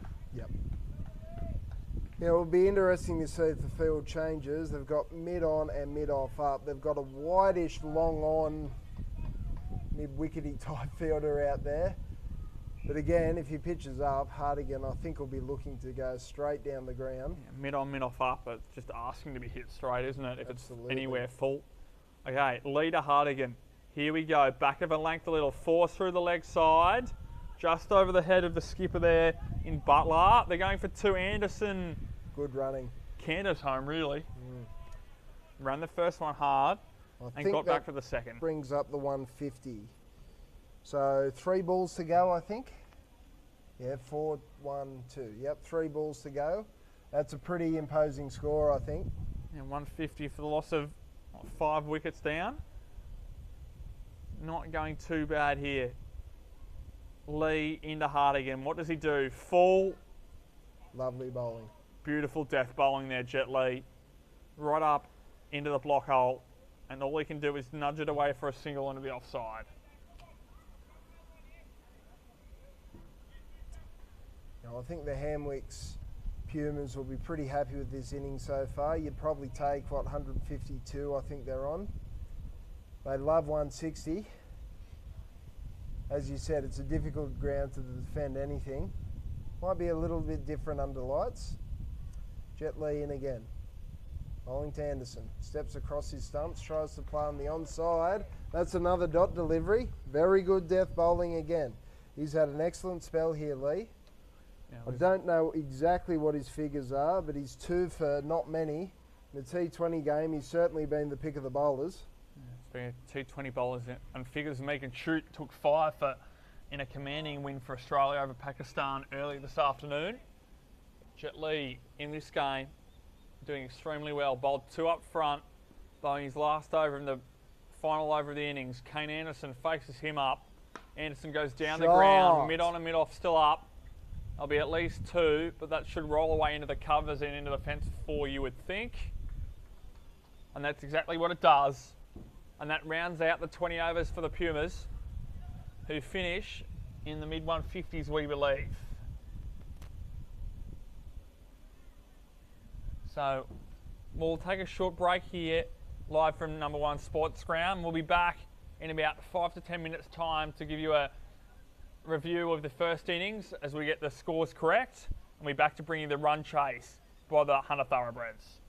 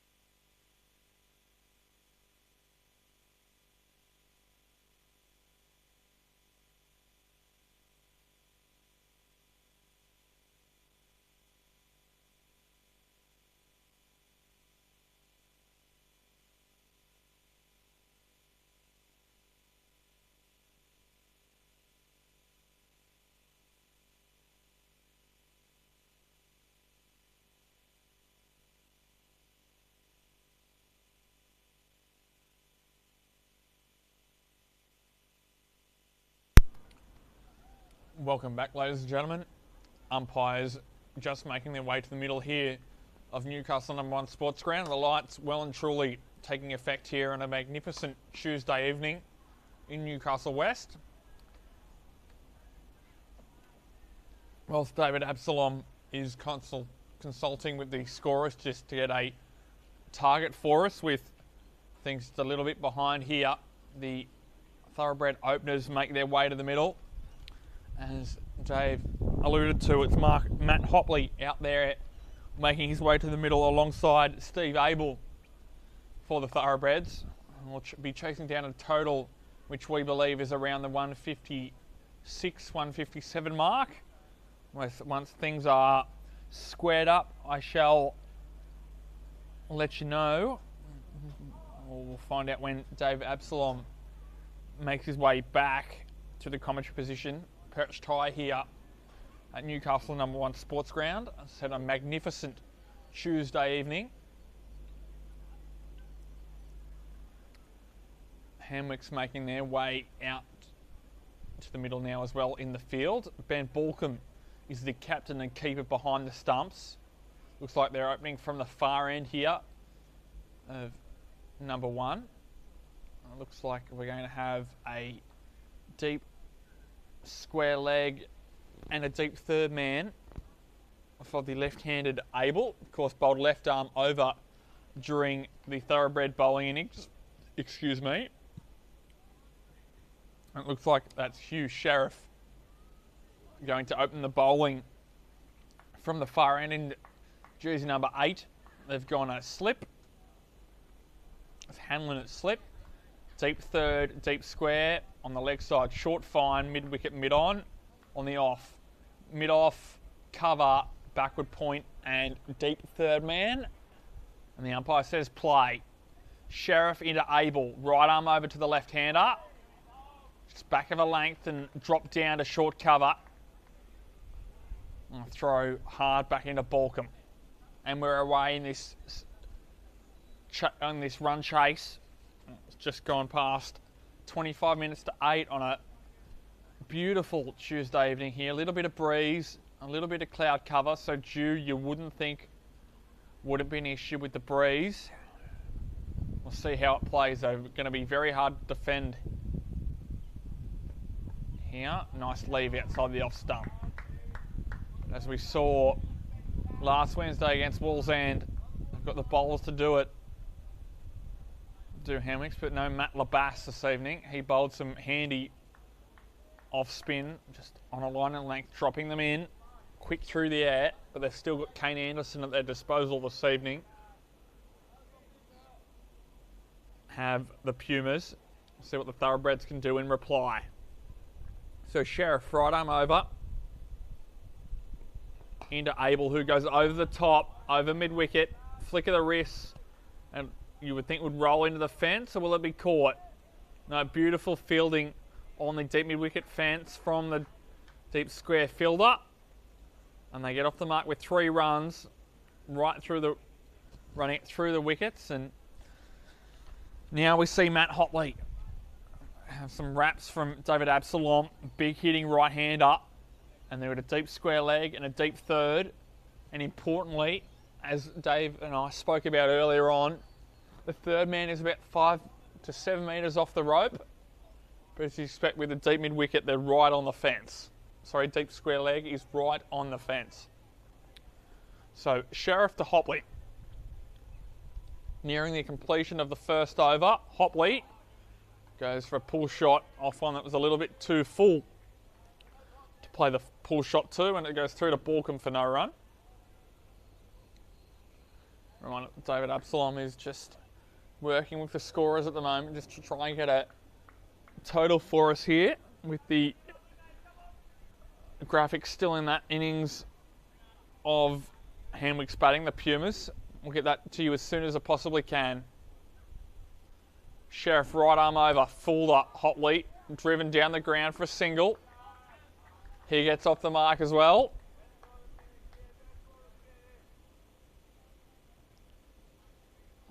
Ball to 2 to come in this over. The 4 runs off the first.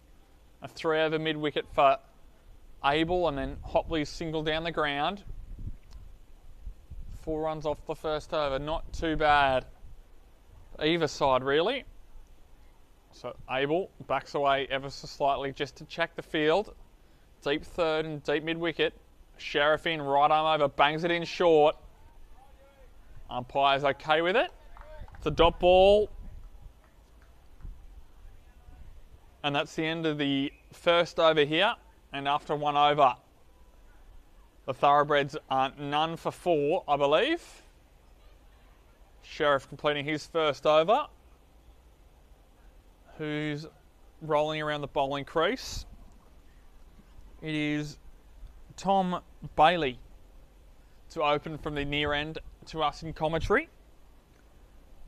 It's starting to be a bit cool here on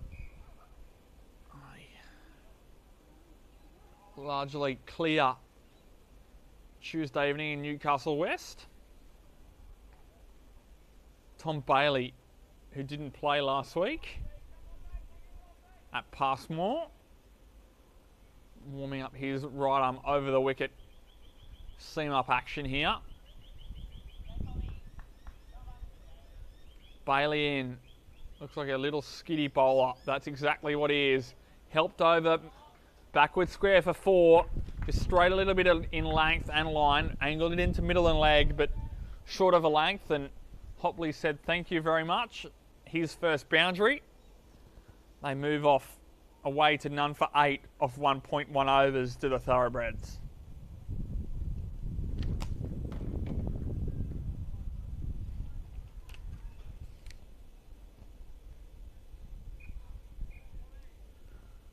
So, I did have protection out there. It's a long on and a deep cover point here for Bailey. So can't afford to bowl anything short and into middle and leg. If it's short, it needs to be on or outside the off stump for the protection. And they've got the long on in play. So Bailey will need to recover. Ball come up to the stumps. Short on the off stump and whip down with a cross bat shot to long on for a single. The crush that got behind it and played it down the ground for a single. And we've got with the left-hander there in Abel. Long on comes up to mid-off, and mid-off goes back to long on for the change of hands.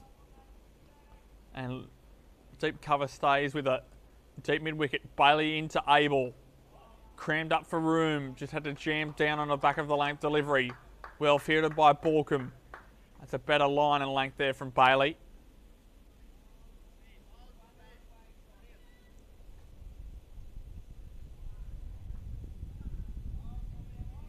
It's not a bad recovery here from Bailey.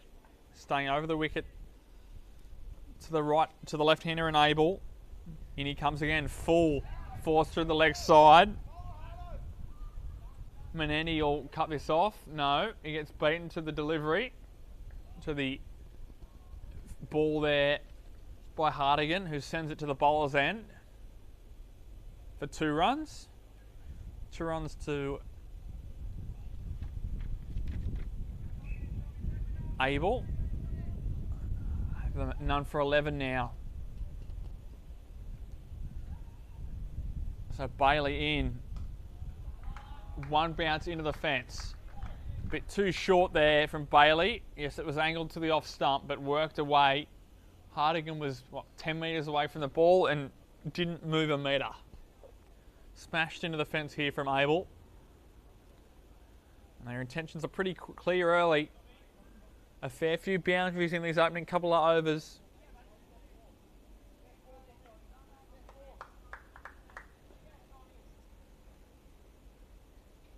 Bailey in again to Abel. Outside the off stump, and that one's worked away through backward point. That'll race away for 4 into the fence. Abel all over Bailey early. Into the teens now they go.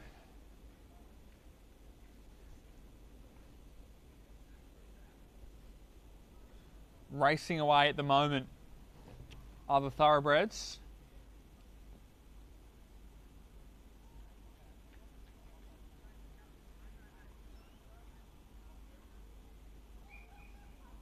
And just receive some confirmation through. Thank you, Dave Absalom.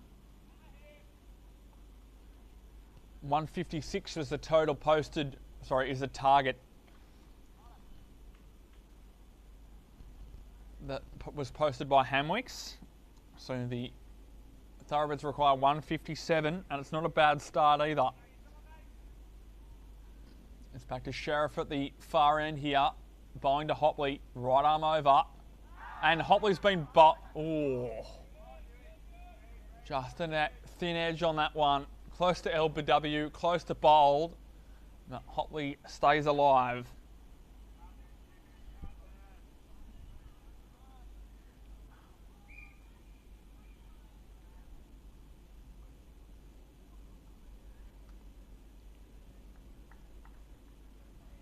Was lucky to get away with that one there, Hopley. See what Sheriff can come back with. Full again, outside the off stump, driven away for 4 though. Through backward point and raced away to the fence for 4. You have to miss by much, but if they do, Abel and Hopley are making them pay the price at the moment. Third man, fight about 7 metres in from the fence. Deep backward square right on the boundary. This is Kane Anderson warming up as well at mid-wicket. May see him shortly. Sheriff though, back into Hopley. And now he's bowled. Tried to play the pull shot one too many times. Sheriff pitched up slightly more and went through the attempted pull shot of Matt Hopley, and he's been bowled by Sheriff. And that's the first wicket for the Pumas. It was quite a quick start from the Thoroughbred openers.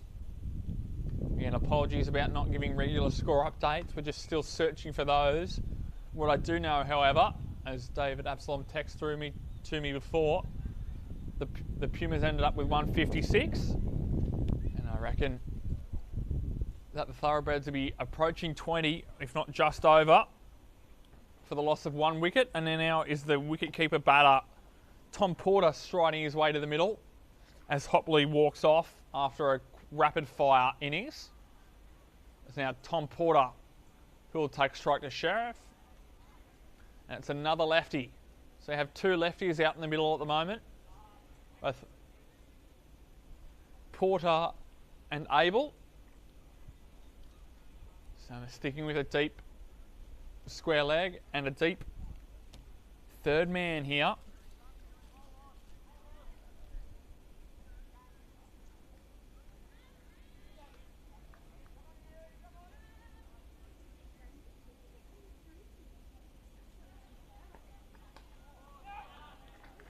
Full ball squirted out off the outside half of Porter's bat.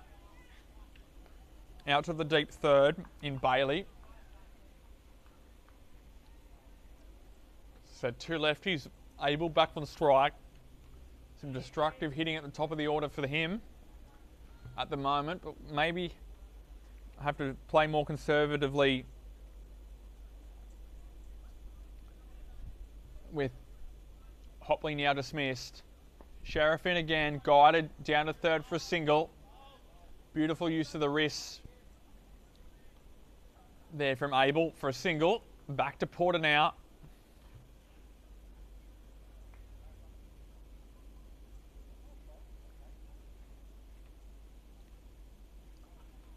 So still on the power play, still only 2 fielders outside the ring for the first 6 overs. This is the 3rd over. Sheriff second. He's got 1 wicket, that off Hopley. Porter now on strike. His second delivery flashed outside the off stump. Straight through to Balcombe. No run there. That's the end of the 3rd over. A loss of wicket in that one as well. And not the 2 runs. So estimation would be that the Thoroughbreds are in the early 20s. About 1 for 21, 1 for 23, give or take. In pursuit of 157 being the target. 156 was scored by the Pumas, so the target score for the Thoroughbred is 157. Taking about 20 off that. And that looks like it's going to be Kane Anderson to me.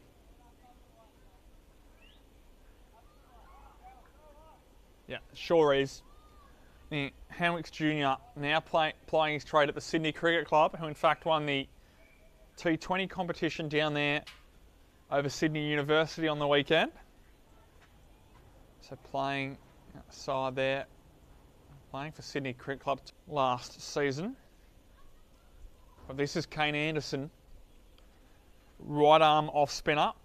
He's going with a long on, long off is coming up inside the ring. So a deep mid wicket and a long on. So he'll be hitting across the spin to the men out. But it's Abel and it's Anderson in and he's full straight away. And he's pushed it to that mid off for a single. And it was Labasse last week and Anderson that really tightened the screws on the Wolves and Tigers. And Anderson too, bowling to the left-handers, will be turning it away from their bat as well. So that's maybe part of the play at the moment. Anderson turning it away from now Porter and Abel at the non-strikers. Bowling with a packed ring field on the offside. Wide long on and deep mid-wicket in. Anderson in, full outside the off stump. Outside half of the bat to the third man for no run. One run off two balls here for Anderson. Nice tidy start for him. Staying around the wicket, of course, for the off spinner. Has that missed everything? No, off the inside edge. Past the keeper. Past Borkham there behind the stumps for a single. Strike back to Abel now. This is the fourth over. Still two remaining in the power play after this one. Into the wicket. Back of a length, speared in. Did well to defend Abel. Nice tight bowling as you'd expect for Anderson here. And we're back up and running, excuse me. So after 3.4 overs, the Thoroughbreds are 1 for 27. Abel's 15 off 11, Porter's 2 off 4. Thank you for David Absalom and the scorers over there working tirelessly away. So 1 for 27 off 3.4 overs. Anderson in. Bit more flight, and that's gone straight up and should be caught. It's dropped on the second attempt, going to ground Manenti. That was Abel as well. It would have been a big wicket. They've come back for 2. Dropped on the second attempt, straight in the air. Maybe got a bit of light in the eyes, but nonetheless, Manenti probably should have taken that one, but we'll see how Abel takes toll on this one. So 4 as a result of that Anderson over, 2 run off the drop catch. After 4 overs, the Hunter Thoroughbreds are 1 for 29.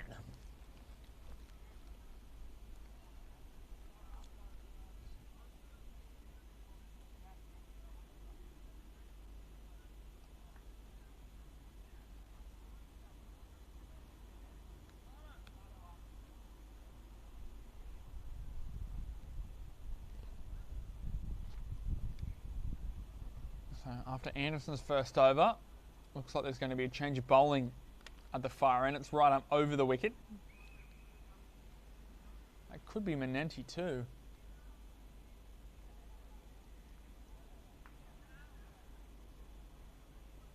We'll see in a second. That looks to me like Manenti. It's driven on the up to cover for no run. Oh, excuse me, it is not Manenti. It is Salman Hassan from the far end. Bowling second delivery now. Hassan, right arm over, outside the off stump. Thick edge to down to third for a single. So Salman Hassan bowling his first over. The 5th over of the innings, so 1 more to come in the power play after this over. Abel on strike now, 17 off 13. Porter's 3 off 6. After 4.2 overs, the Thoroughbreds are 1 for 30 in pursuit of 157. Another dot ball there from Hassan as it was worked into the offside. Abel trying to push for a quick single. Porter wasn't having a bar of it.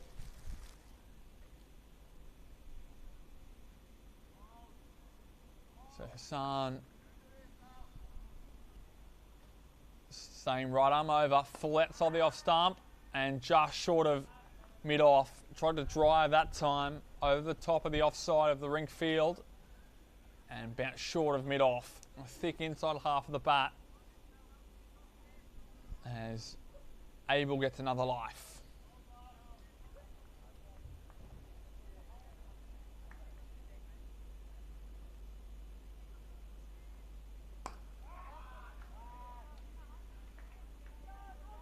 Goes over the top that time. For a single.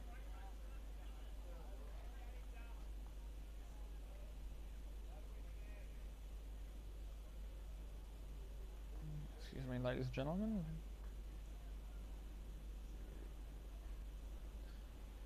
Another single off that chip ball into the outfield. Long on now back. Hassan staying right arm over. Outside the off stump, cut away into the gap. That one should be 4. And is. Pierce the field on the offside. And that's the end of Hassan's first over. His first went for 7. And after 5 overs, the Thoroughbreds in pursuit of 157, 1 for 36. And it's a warm welcome to the welcome back to the microphone, excuse me, to Dave Absalom. You've been working hard in the background, mate, but you're back with us.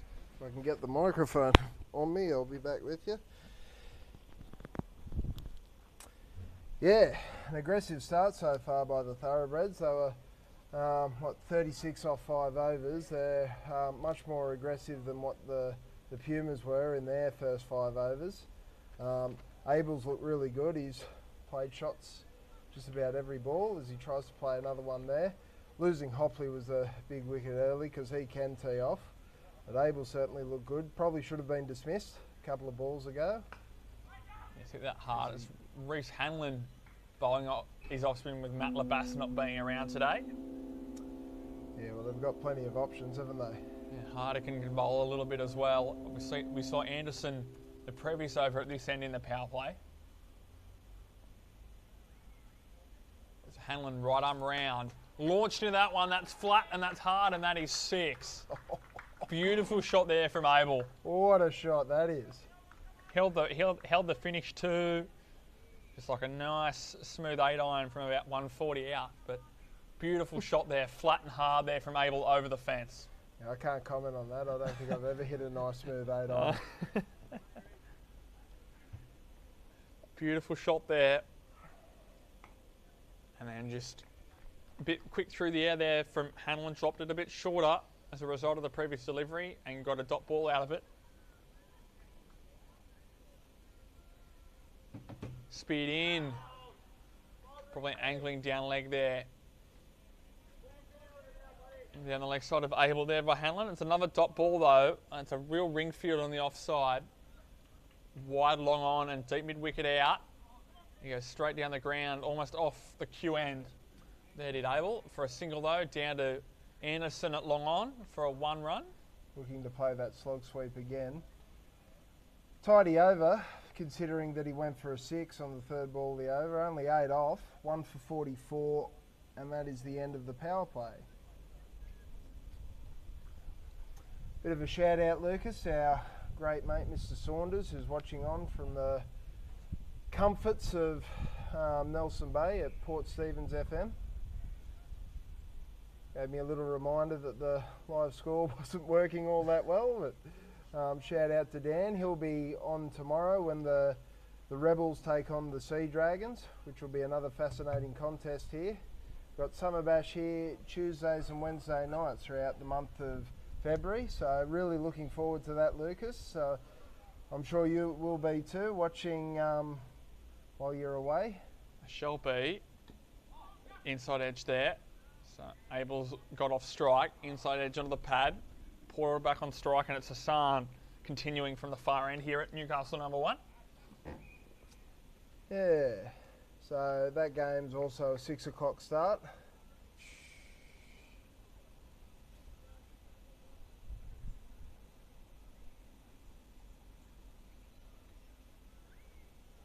Hassan in full over the top and to long off for a single. Just a bit going on behind us there. Attacked by spider webs, was I? Yes, Or spiders? spiders and spider webs. Oh, well, there's more than one way to connect to the web, I guess. Which is what we were having trouble with a little while ago. That's whipped away. One bounce to the fielder at deep square leg. Single. That's Hardigan out there on the deep square leg fence. They're not going to die wondering, these Thoroughbred boys, are They're not. they? They're going to give it a crack, particularly Abel, 31 off 22. Porter's been a little bit more circumspect, 6 off 10. Hassan in again, full on the off stump. Acrobatically tried to field his own ball with his foot. Couldn't connect, and it's down the ground for a single. Not a bad result, though. As you said there, Dave, the end of the power play now. They've got a deep cover for these two left-handers. Deep cover, long off, long on, and deep square. In the ring, deep third, backward point, cover on the off, and mid-wicket and short fine on the leg. And that one's gone inside the short fine. I'm not going to call it early, but that one's gone for 4. Yeah, I've made that mistake before. Just got a little bit too straight there, Hassan, and he knew it straight away. He threw his head back, and that's good batting. He's been very aggressive right from the start, has Steve Abel. And when he gets one like that, he puts it away pretty effortlessly. I was just thinking now, I wonder how costly that drop of Menenti's going to be. Yeah, I'm never going to criticise anybody for dropping a catch because I've dropped about 4,000. That's just this season. But I think that could potentially be a key moment in the game. Inside edge on the LBW appeal. 2 noises there.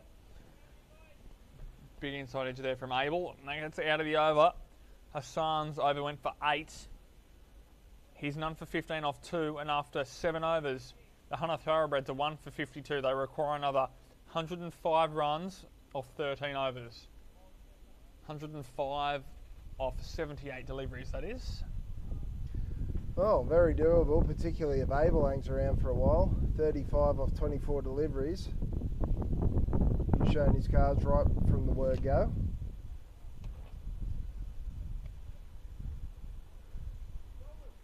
We're going to see Hanlon again, is it? Yep. Right, off spinner Anderson going back out to. We've got 3 on the leg side now. That's a long on, a wide long on, a mid wicket, and a deep square, and we've got a deep cover point as Porter flashes outside the off stump for no run, and we've got a long off as well. So from right to left on your screen, deep cover point, long off about 10 metres inside the rope, long on, deep mid wicket, deep square, as Porter just nudges it to a short third for no run. Nice start to the over, 2 dot balls, building pressure. What will Abel do? Will he try to find a release shot? That's that slog sweep again, but it's Porter that time. As he gets an under edge to short third for a single, brings the dangerous Abel back on. You're right, it was Porter on strike. You're right. All good. Into the wicket. Abel tried to cut in on the arm with the angle. Well, bowled here by Hanlon. Getting through this over nice and quickly. 2 balls remaining. None for 9 off 1.4. Hanlon full this time. Driven. Ricocheted off the mid-off, and they'll come back for 2. Rather unlucky there. But nothing that Hassan could do. There's a 2 out there now. It's Matt Webber, excuse me. Nothing that Webber could do. And they scurry through for a second. Last ball over here for Hanlon. Abel goes. Beautiful fielding out there by Hardigan.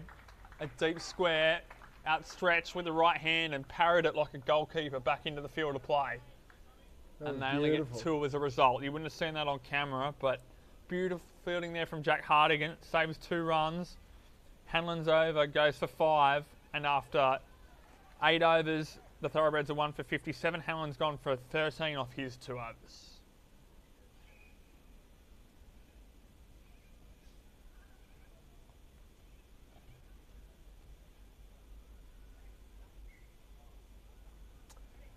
Lights just starting to take effect here at number 1 Sports Ground. Doesn't it look like a picture under lights?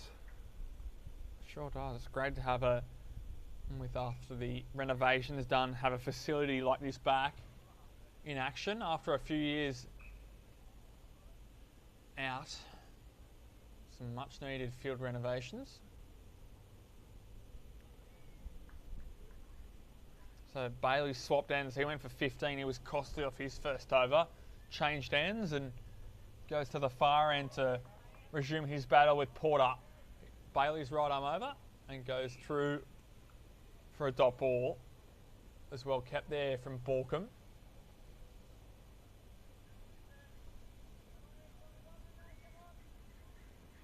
Keeping up to the stumps as well. Very good keeping. Some flashes outside off stump and misses. Yeah. And Porter's role here is very important too. He needs to find the singles, particularly in a chase like this. Yep. He's now 8 off 16, striking at 50. He needs to find a way to get Abel on strike, who's going great guns at the other end.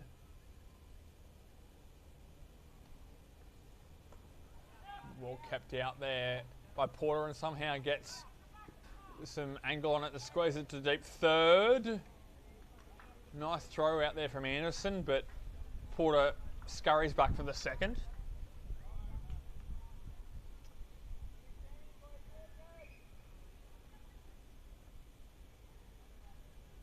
So Porter now 10 off 17, Abel 39 off 27 after 8.5 overs at 1 for 59. The Thoroughbreds, excuse me.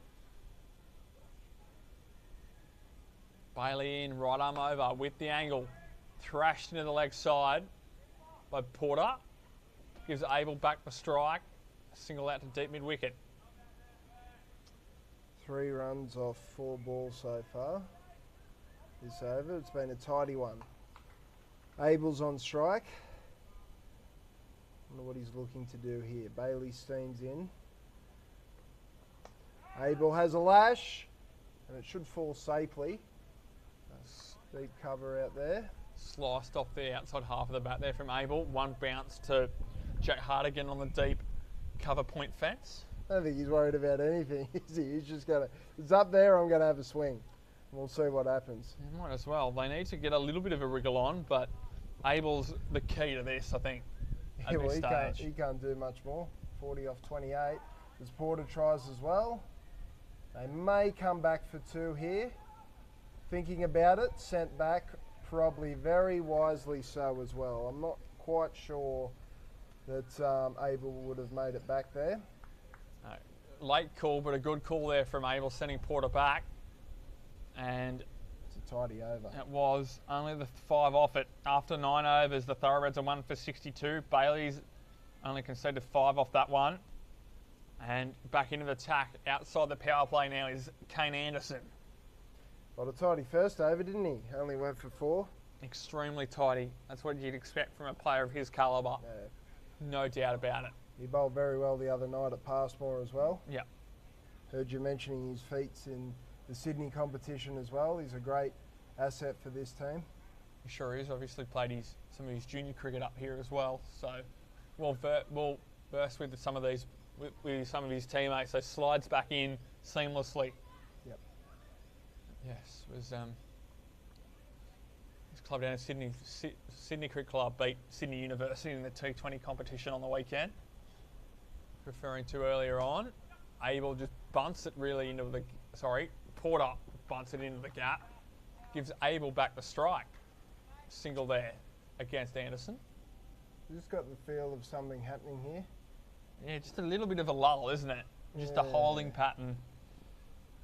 Key bowler up against the key batsman. I just wonder how long Abel will dot it up here. He's faced with a very strong leg side field, but there's plenty of ones if he wants it. Anderson quite happy to give him one on the onside. It's only a fine leg inside the circle as he dances down the track. Long on in place, single to Abel. Flies out there to Hassan on a second bounce. How pure this outfield is great to see. Under lights, it looks a treat, really. Sure does. Porter goes the lash, out to deep mid-wicket, just a single. Tidy over again, only 3 runs off 4 balls. When does the pressure start to build up in Abel's mind that he's got to start clearing the pickets here? Maybe Anderson's though the one you sit on. You take him for 4 or 5 and you bank on getting upwards of 10 and over from someone at the other end, but that's not going to happen. Abel's gone through the defences by Kane Anderson, and that's the huge wicket.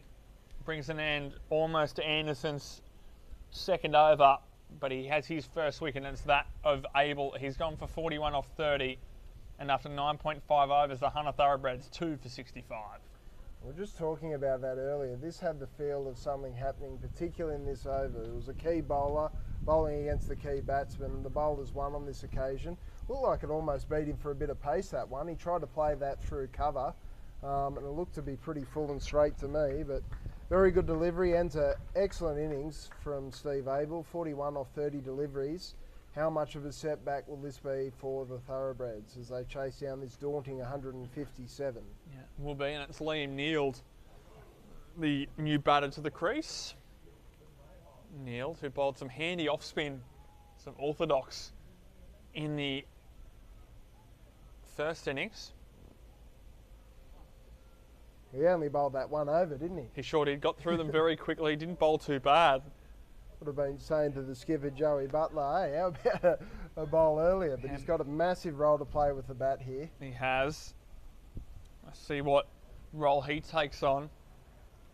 So back to a left-right combo here. Neild in now.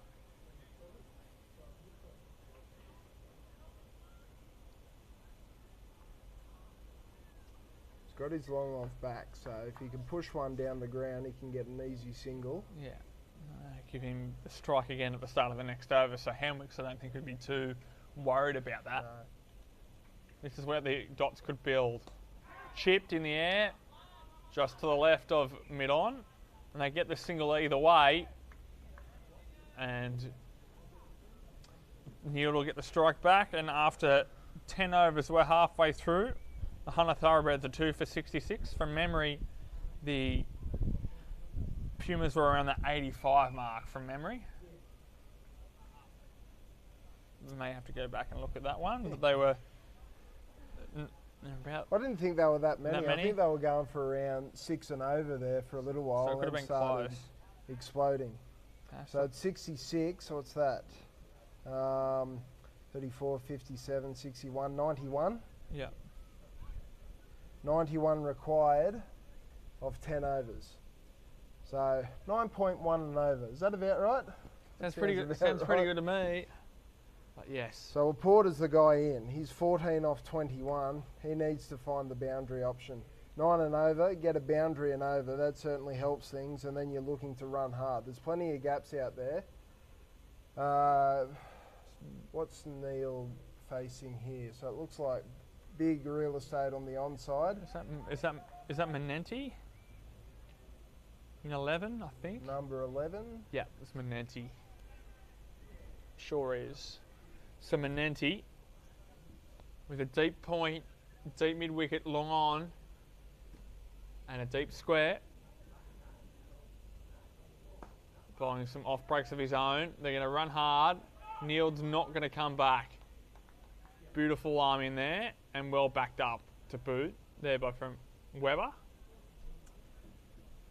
So what does Porter do here? Does he look at Menenti, try and knock him around for a bit, or does he go the long handle? He might be sliding with the arm a bit. If it's turning, he'll be turning away from the outside edge of Porter as well. But most likely will slide into him a little bit with the angle. Can't afford to be bogged down. Run rate's 9 and over. Needs to be rotating the strike if you're not hitting boundaries.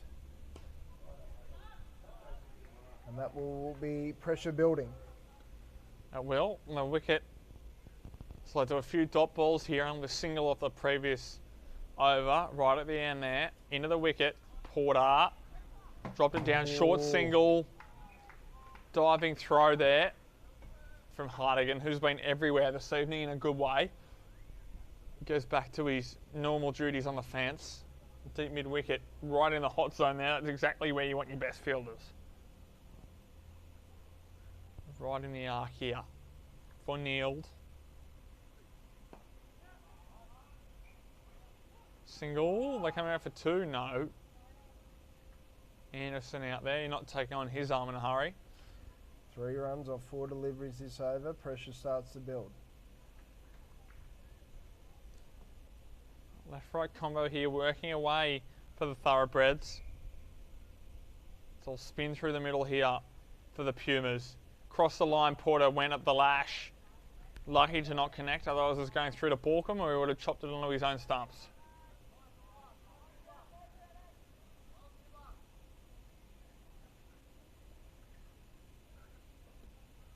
And stumps. Beautiful work there from Borkham. You could see that coming, I think. Poor old Porter tried his best there. He was looking for runs on the onside, particularly the slog sweep towards deep mid-wicket. Danced down the wicket here and Borkham does the rest behind the stumps. Yeah. Pushed it a bit fuller. He saw him coming, did Manenti. Pushed it a bit fuller, a bit wider, but then it was sharp work from the Pumas, kept it behind the stumps, and now it's 2 new batters at the crease, and life's going to get even tougher now for the Thoroughbreds. Yeah, absolutely. 98. No. Yeah. 88. Required. Yeah, 88 required, yep. Yep, just getting my fingers and toes working there. 88 required off 11 overs gone, 9 overs remaining. It's going to be tough now. 2 new players in for the Thoroughbreds. Just looking to see who that is. Sprinting out to the crease, number 10. Yep. Will Stoneman for the Thoroughbreds.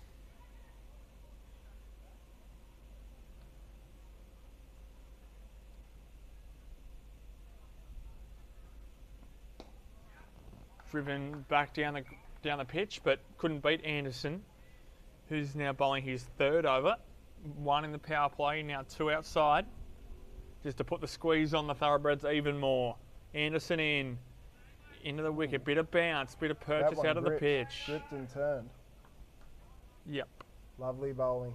I wonder if they'll bowl him out tonight. I think they saved him for 1 at the end of the Walls End game, but that was when they were bowling first. Yep. I wonder if he'll bowl through here. Can't lay a bat on him at the moment. This is class bowling. And the run rate just goes higher and higher. Just as you say, putting the squeeze on. Thoroughbreds need a boundary desperately. Again, bit slower, bit more flight, gripped and turned. No ball called. Oh, it was too. Didn't see that. Good pick up there, Dave. Well, here's a chance. Unfortunately, it's Stoneman walking out facing your first ball, although it's probably not the worst way to start your innings, facing a free hit on your first delivery. No. Field's changing because the batsman swaps strike. This will be. You think this might be out of the front of the hand, a bit quicker, maybe a bit more into the wicket here. Yep. From Anderson, especially with the field. 4 on the leg side, deep long on, deep mid wicket, deep square, deep backward square, and the deep cover coming up as well. So it's a ring field on the offside. It's a very wide mid off. So it's going to be back of a length out the front of the hand, you would think. It's out of the front of the hand. It was full though. There's at least 2. That one down there. Oh, and Stoneman slipped, so there won't be a 3rd. Or will there be? Yes, there will be because he's running away to the danger end. Excuse me. Stoneman had slipped on the 2nd run, but didn't stop him coming back for the 3rd. Yeah, 3rd man had to do the fielding there. That's good running. They need more of that, the Thoroughbreds. It's going to be tricky though. Bring the score along to 72, I feel. Oh, what a delivery that was. Wouldn't have been all that far away from the outside edge there of Neild's bat. Lovely bowling there from Anderson. Top class again. Seek to finish off the over here. Still only 5 off it with 1 to come. Goes for the sweep. 3rd man was square, so a lot of work to do there. fine leg rather. It's a right-hander on straight. So 8 off the over. A little bit costly in the end for Anderson, but it was quite a good over at that. And the free hit, of course, with the extra delivery. So after 3 overs, Anderson is none for 13, I believe. And after 12 overs, the Hunter Thoroughbreds are 3 for 72. Or is that not yet updated? Sorry, 377, sorry. Hasn't quite updated yet. Excuse me. So I'll read that out because that was incorrect then. So 3 for 77 is the score. Looks like Menenti again. Menenti again from the far end. Yeah. Just dabbed into the offside for a single. And Anderson's figures, 3 overs, 1 for 16. I think they might bowl him out. But you never know. They might think, okay, he's one of our guns, we'll save him to the end. That's dabbed to third man for a single. But if you're the HamWicks and the Pumas brains trust, you really don't want this game to get near the end.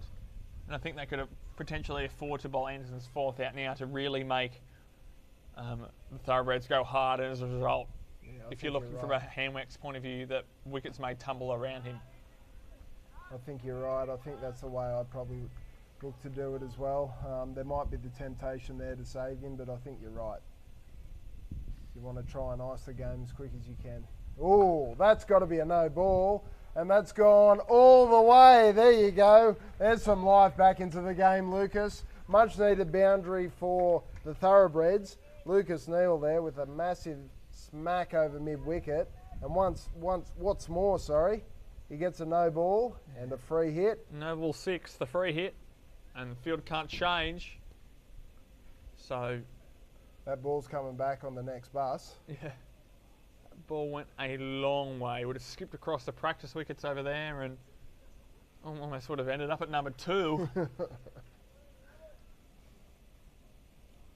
Not out of this, the Thoroughbreds. That certainly helps things. If you can put the next one over the fence.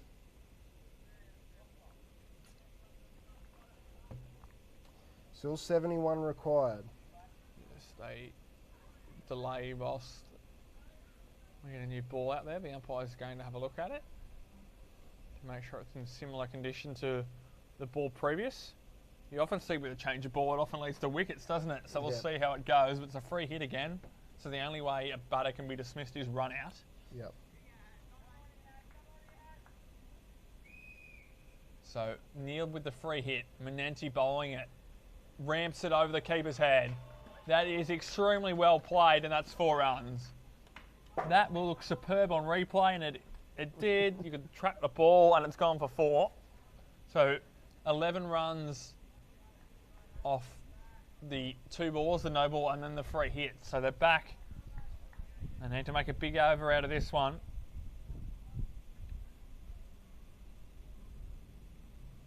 That's 7-13 off the over. Tried to do it again with the sweep. Much better delivery this time. Use the facilities. Unfortunately, I've heard that a lot throughout my playing career. And Menenti finish off the over. It's another full toss. Play to the onside. Just be a single though. Well fielded there by Anderson on the deep mid-wicket fence. Kept it to 1. So it's a costly over there from Menenti. 14 off the over.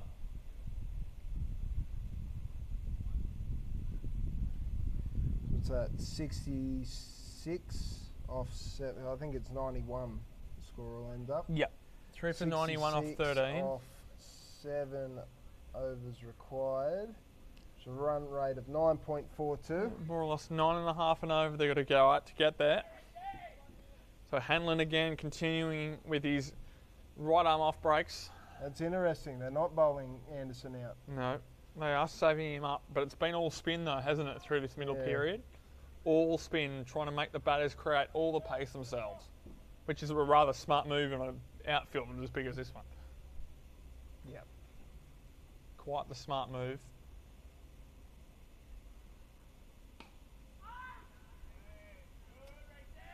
Starts with the dot. So Neal becomes key now. 6 and a 4 would have done his confidence a world of good. That'll just be a single. Again, they need a bit of a partnership. Stoneman's striking them all right. 4 off 2. That's not a bad strike rate. They need a bit of that.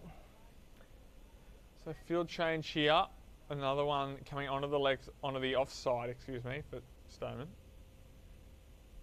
Deep cover point, and the 3 on the leg side now. Round the wicket to the left-hander. Is that, ooh. Tried to Must have been close to the wide line there. And tried to guide it past the keeper to the boundary, to no avail. Hanlon in again. Back of a length, guided it straight to third man, but soft hands to take all the pace off the ball. Lovely over this from Hanlon. This just builds the pressure again. 2 runs off 4 balls. Neil loves to go onside. Hanlon hasn't given him the delivery so far. He's got him! Straight to him. That's an excellent catch there from Reece Hanlon. He looked to go straight there, did Neil, and all he could do was hit it straight to the bowler. Yeah. Maybe, if anything, slightly off the inside half, but looked like it rotated a bit in his hands there, did Neil. And nice sharp catch there from Reece Hanlon. He's 1 for 15 off nearly 3 overs. It's not a bad spell of bowling at all for what you'd maybe term as a better than part-time off-spinner. Yeah, absolutely. That just puts more pressure on the Thoroughbreds now. 2 relatively new players at the crease. That's the skipper walking out. Number 9, I believe. Yep. Joey Butler. To play big innings here. This has been a quality over so far from Hanlon.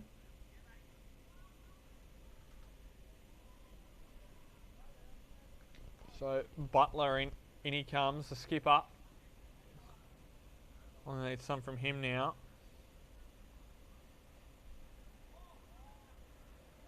And Butler still doesn't know where that is. I didn't know where that was too. They get through the overs pretty quick, don't they? Beautiful over there from Hanlon, restrictive and wicket taking. Only 2 runs off his over. He's 1 for 15 off 3, and after 14 overs, the Hunter Thoroughbreds are 4 for 93. Run rate would be over 10 and over now. Well, they need 64 off 6. Yeah.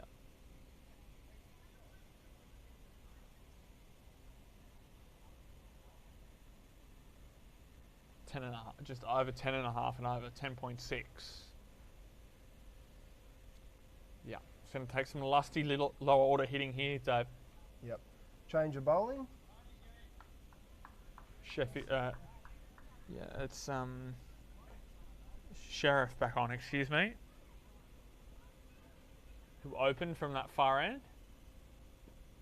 Right arm round. Stoneman guides it down to third for a single.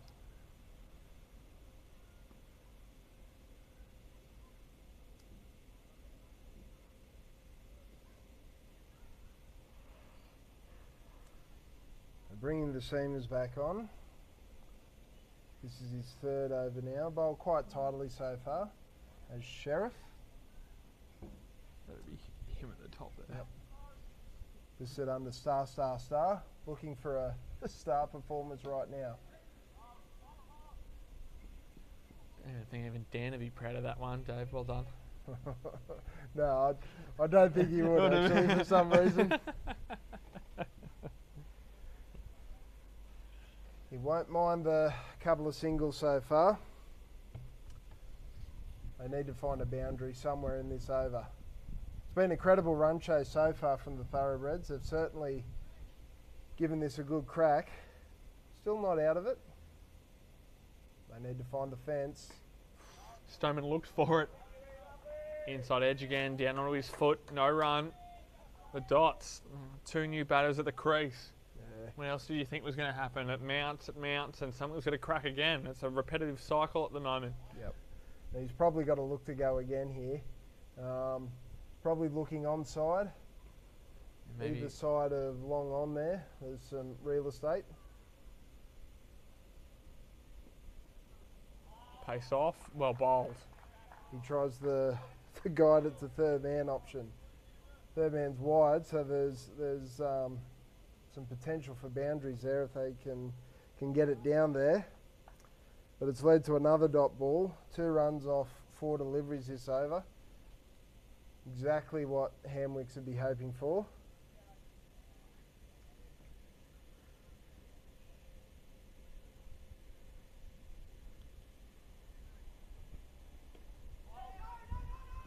Was a mix-up, but Stoneman was sent back just in the nick of time. Sheriff would have been able to create a run out at the striker's end.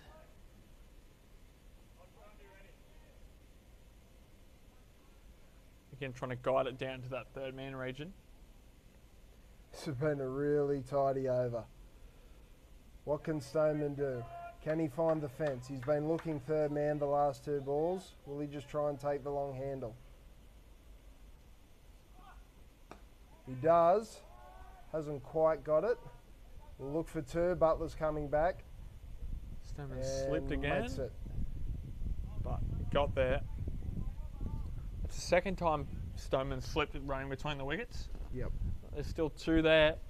So that's 60 required now off 30 deliveries. So by my maths, I think that's around 2 a ball. Yeah. So they need 12s. That's an excellent over there from Sheriff. Exactly what was required. 4 off that over. So again, run rate was 10 before that over started, and now it's 12. So pressure mounts again. Henlon's coming back on. He'll finish off now. He's bowled well in tandem with Anderson. Right arm over Hanlon. Into the wicket. That's a lovely delivery. Went on with the arm, that one. No turn for him. We've seen it turn a little bit for Anderson though. Hanlon again quickly. Full outside the off stump. Driven. Run out. Opportunity. Anderson couldn't quite get the throw on target though.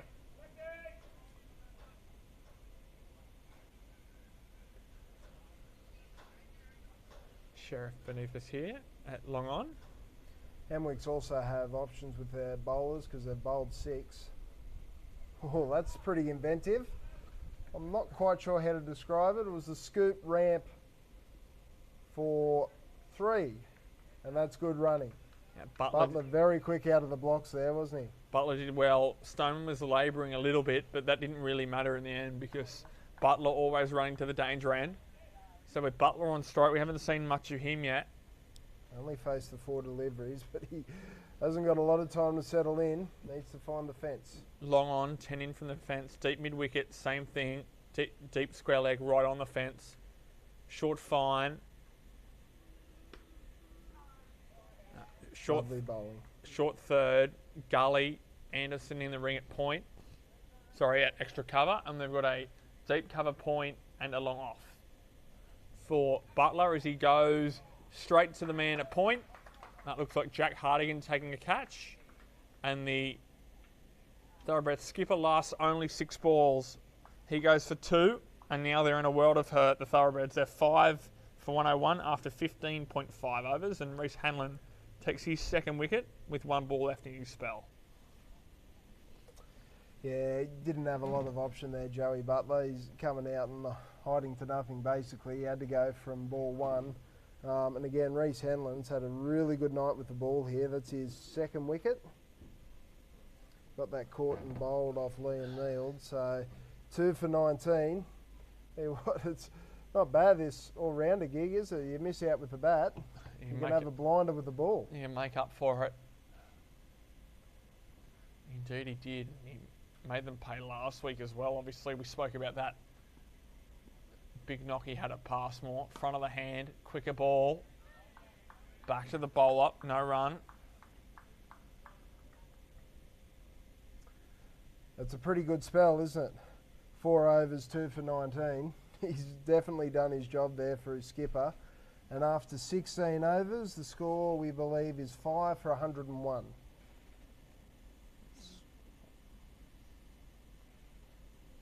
So, yeah, new batter is Dalbazak. Bowled his medium paces. 14. Yeah. 14 runs to the over required now. Dalbazak at the non-strikers now. Face that last ball of the Hanlon over. And that's Sheriff, I believe, at the other end.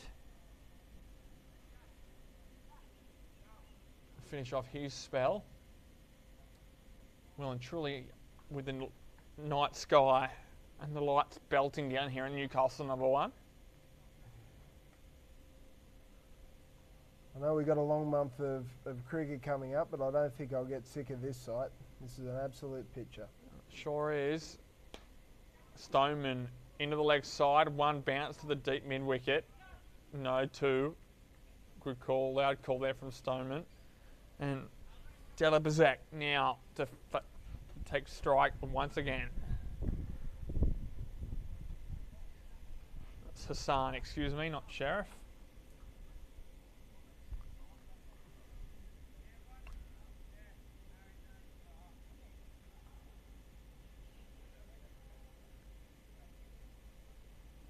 She's still got 1 more, but it is Hassan from the far end. Apologies. He's number for 16 off 2.1. Not too bad. In 8 and over in T20 is about average. Hassan 4. Della Bazak 2 was the call. Will they take it on the arm? They probably shouldn't. No. Good call there from Stoneman.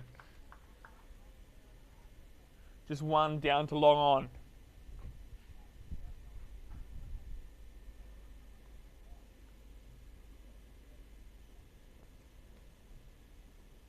So it's going to take a bit of magic here from Stoneman. Hassan in, flick through the leg side, nice shot, but it's the deep square on the bounce. Only one there, nice arm in from the fence there from Tom Bailey. Yeah, it's getting pretty tough for the Thoroughbreds now. 53 still required, and 3.5 to go. 53 off 21 deliveries. Ooh, that could be close to a no ball, but it's a ripping catch. What is the decision? Didn't pick it up till extremely late either, that was the thing. Looks like he's walking off, so a little bit close with the height, I would have thought, but how good was that catch? And I reckon we've got a pretty good view on the frog box there. We do. I think initially the player taking the catch thought it was going a lot further down to the long off, but picked it up late, dove forward and took it nicely. And Della Bazak's on his way. He's gone for 1 off 3 deliveries, and Selman Hassan comes in on the act. He's now got 1 wicket. He's 1 for 18 off 2.4 overs.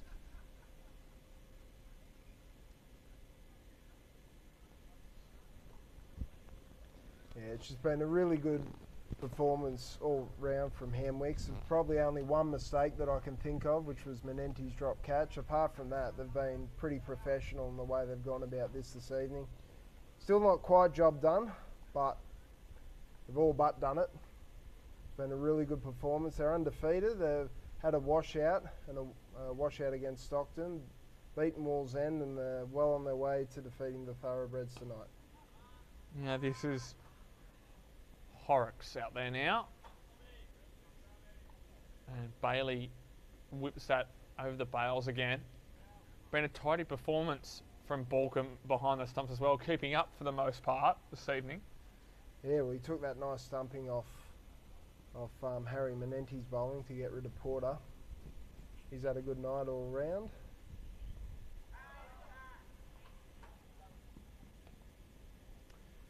Getting a run of ball 23 with the bat and being very tidy behind the stumps.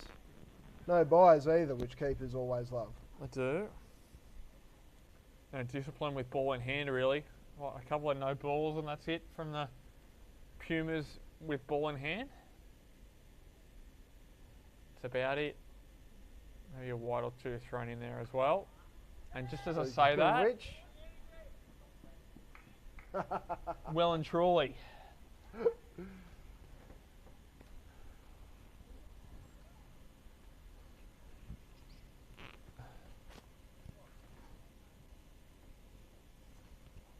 Oh, what's this? That looks like the 3 hit signal. 3 hit signal, that's what it was. I have to say that I again. thought that was a wide. So did I. Definitely wasn't on height. No. Scoring's got a leg by, so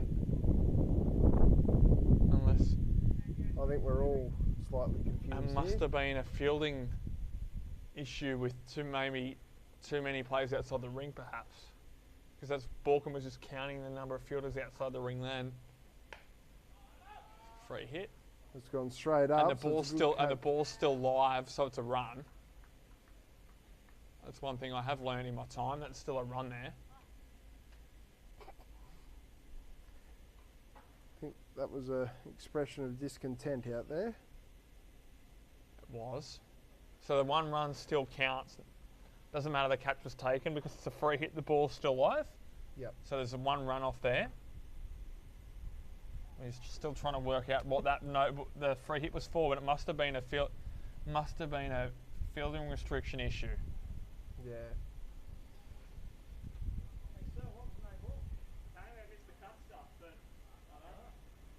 Oh. Well, that's interesting. Apparently the ball missed the pitch.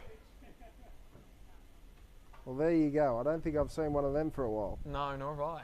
If that's what Salman Hassan's just said beneath us to one of the spectators on the field. So you've got to go with the umpire's word on that one, and that's what the free hit was for.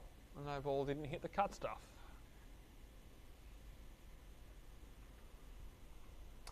It's all right. I know how he feels. I've probably bowled a few of them myself. This looks like Anderson, is it? Finishing off his spell. Sure is. Going for 2 on the arm. That's going to be mighty tight. Good running though. Not bad fielding either, but Horrocks did well to get through with his long strides of his. Tall man. Yep. For an off spinner as well. Absolutely. Anderson in again. That's wide and dab to third man.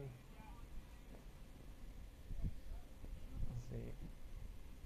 1-on-1-1 had come up. All feet can go now back on the floor. Yes, that was Lord Nelson's number, wasn't it? That was. David Shepherd used to do a bit of a jig every time that number came around. Sure did. What's Soman got in store for us? He needs to find Market Town. Borkham again behind the stumps. Questions asked and turned down. Very tidy work. Looked like the foot always stayed planted. From what I saw of that quick replay anyway. Very tidy, nonetheless, from Borkham. Yeah, as you mentioned before, he's had a good night. Yeah. Looked pretty solid batting as well. So he's had a good couple of seasons, Ben Borkham. Yep. This is excellent bowling from Anderson. He's giving them absolutely nothing. Thoroughbreds are trying to go for everything, but they're just not receiving anything. 112 the score now, 55 still required. They've only got 14 balls to do it. The reverse. Polite inquiry. Went the ramp there, did Stoneman. Must have walked across some for Anderson to go up. Yeah, that wasn't hitting another set. Yeah. Still, don't ask, you don't get. So to Lara for that, the call was 2. They have to come back. This should be out. No, dive might have saved him there. Yeah, it was a difficult throw for Anderson because he was on the slide, so he was really on the ground. But any form of pursuit out of the throw would have either been a direct hit or Borkham would have just had to flick them off. But it was a very hard throw from Anderson on his hands and knees there with the slide to field it off his own bowling. So after 18 overs, the score remains the Hunter Thoroughbreds 6 for 114. 2 overs to go, and they require another 33 runs for victory. 43, I've done that wrong in my head. 43, excuse me, off 2 overs. So nearly, 21 and a half? Yep. Well, they'll certainly give it a crack. Can't see it happening, but you never know. Cricket is a funny game. It'll be very exciting if they get close. Goes across his stumps, and that's straight up in the air. Borkham won't get that though, and that'll be a single. Yep. Hassan once again ran out his spell. He's gone for 7 and over. That's not bad at all. Particularly on a ground like this. Yeah. No, he's certainly done his job. I think all the bowlers have done their job pretty well. It's just been a good team performance. Yeah, they look good. Particularly, I expect to see them in the pointy end of the comp, as that one's full, driven. That'll only be a single on the offside. Yeah, Looking for two. When you've got that much power and depth in the top order, your Balcombs, your Hanlons, your Hardigans, Yep. and you've got Menenti up there as well. If one or if not two of your top four go big, one gets a 60 or 70, the other one gets a 20 or 30, you're laying a very good platform there for your lower order to capitalise on, hopefully. Horrocks has almost swung himself off his feet there. Hassan bowling very, very tidily here to round out the innings.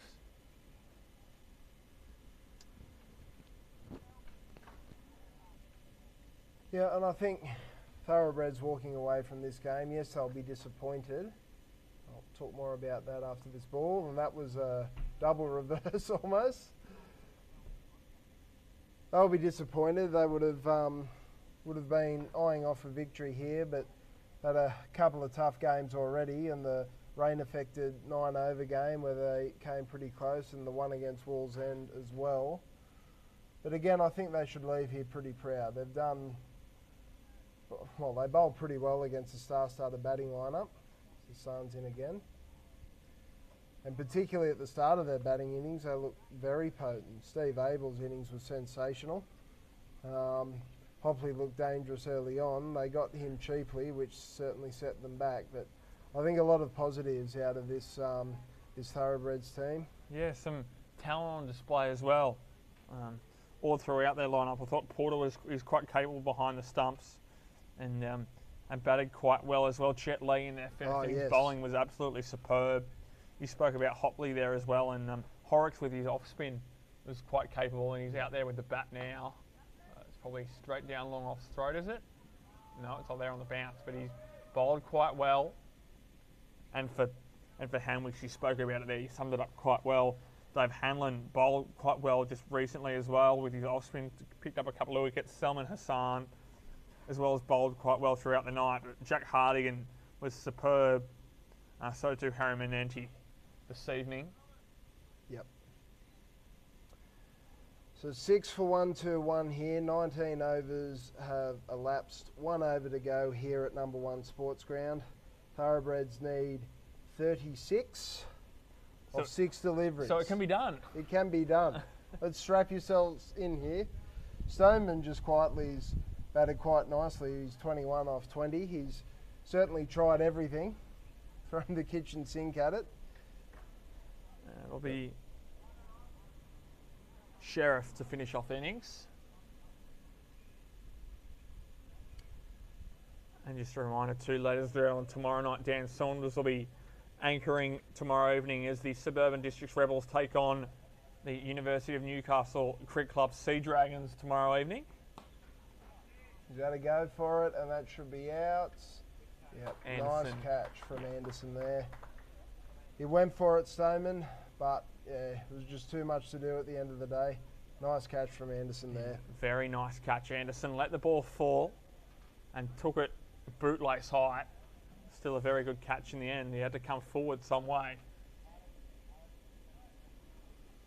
Another deserved wicket there from Sheriff. He's 2 for 14 off 3.1 overs.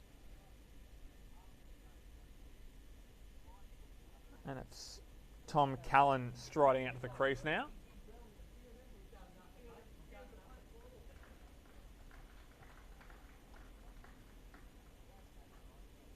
And he's petering out now. 36 off 5.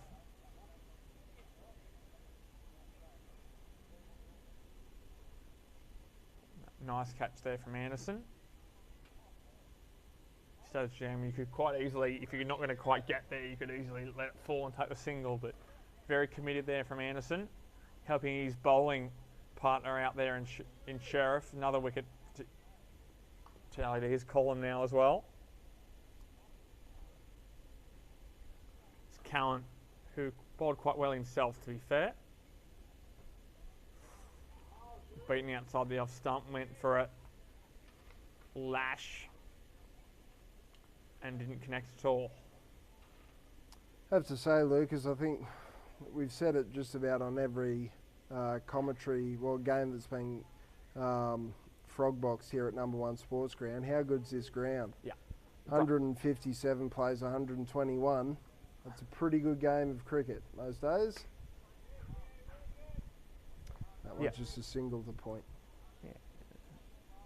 This level 2 was obviously the top level at Newcastle, but 300 runs in a close to in a T20 game's a pretty good quality game. And to be fair, up until 6 or 7 overs ago, that was right in the balance with Abel still out there. It could have honestly gone either way. Yep.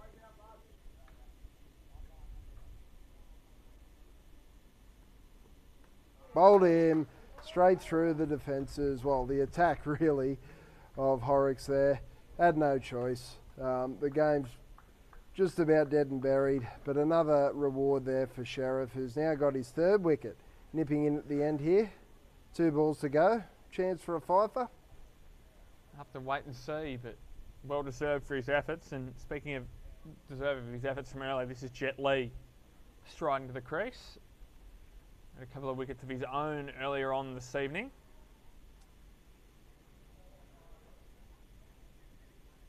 And just while we've got a little bit of time, Lucas, this seems to be your last commentary stint you'll have with us as you're moving into state. So we wish you all the best with that, and thank you very much for your efforts so far promoting our game here in Newcastle. You'll certainly be missed here, and I know you'll definitely miss the dulcet tones of Saundo. Yeah, no. That's going to be a massive miss for you. You'll have to ring him up and have a chat to him, or just listen to his commentary. But thank you for your efforts. No, I appreciate that, Dave, and everybody. It's been great to be working with you. As Sheriff gets an LBW. Oh, we're on here. We're definitely on here. Well, it'll be a chance for a fifer and a hat trick as well. There you go. Have you ever caught a hat trick? No, I have not. Yeah, we thought we were going to get one in the first innings. Could get one here now. What's happening here? Ah.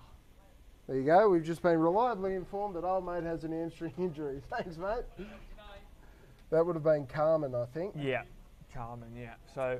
Well, there you go. We won't get to call a hat trick. Hat trick or a fifer, but that's a comprehensive win in the end in terms of T20 scenarios here for the Hamilton Wickham Pumas. It's a 34 run win over a well-spirited Hunter Thoroughbreds side who fought right until the end, but couldn't quite get over the line.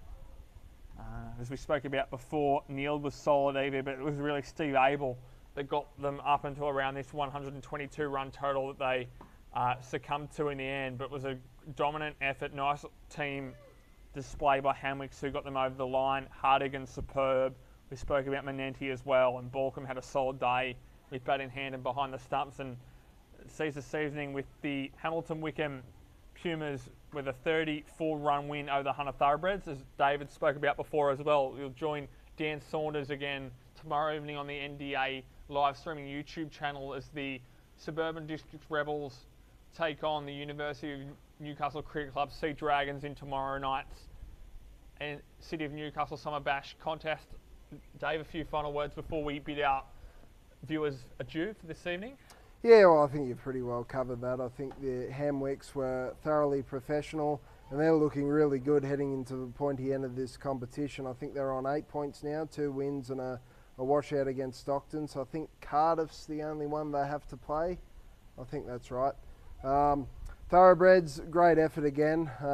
As you said, they've been well-spirited, and they do that all the time. There's some good cricketers there, and their skills are developing all the time. So again, I think we'll see a lot of them in future competitions. I think they've still got a game to go as well.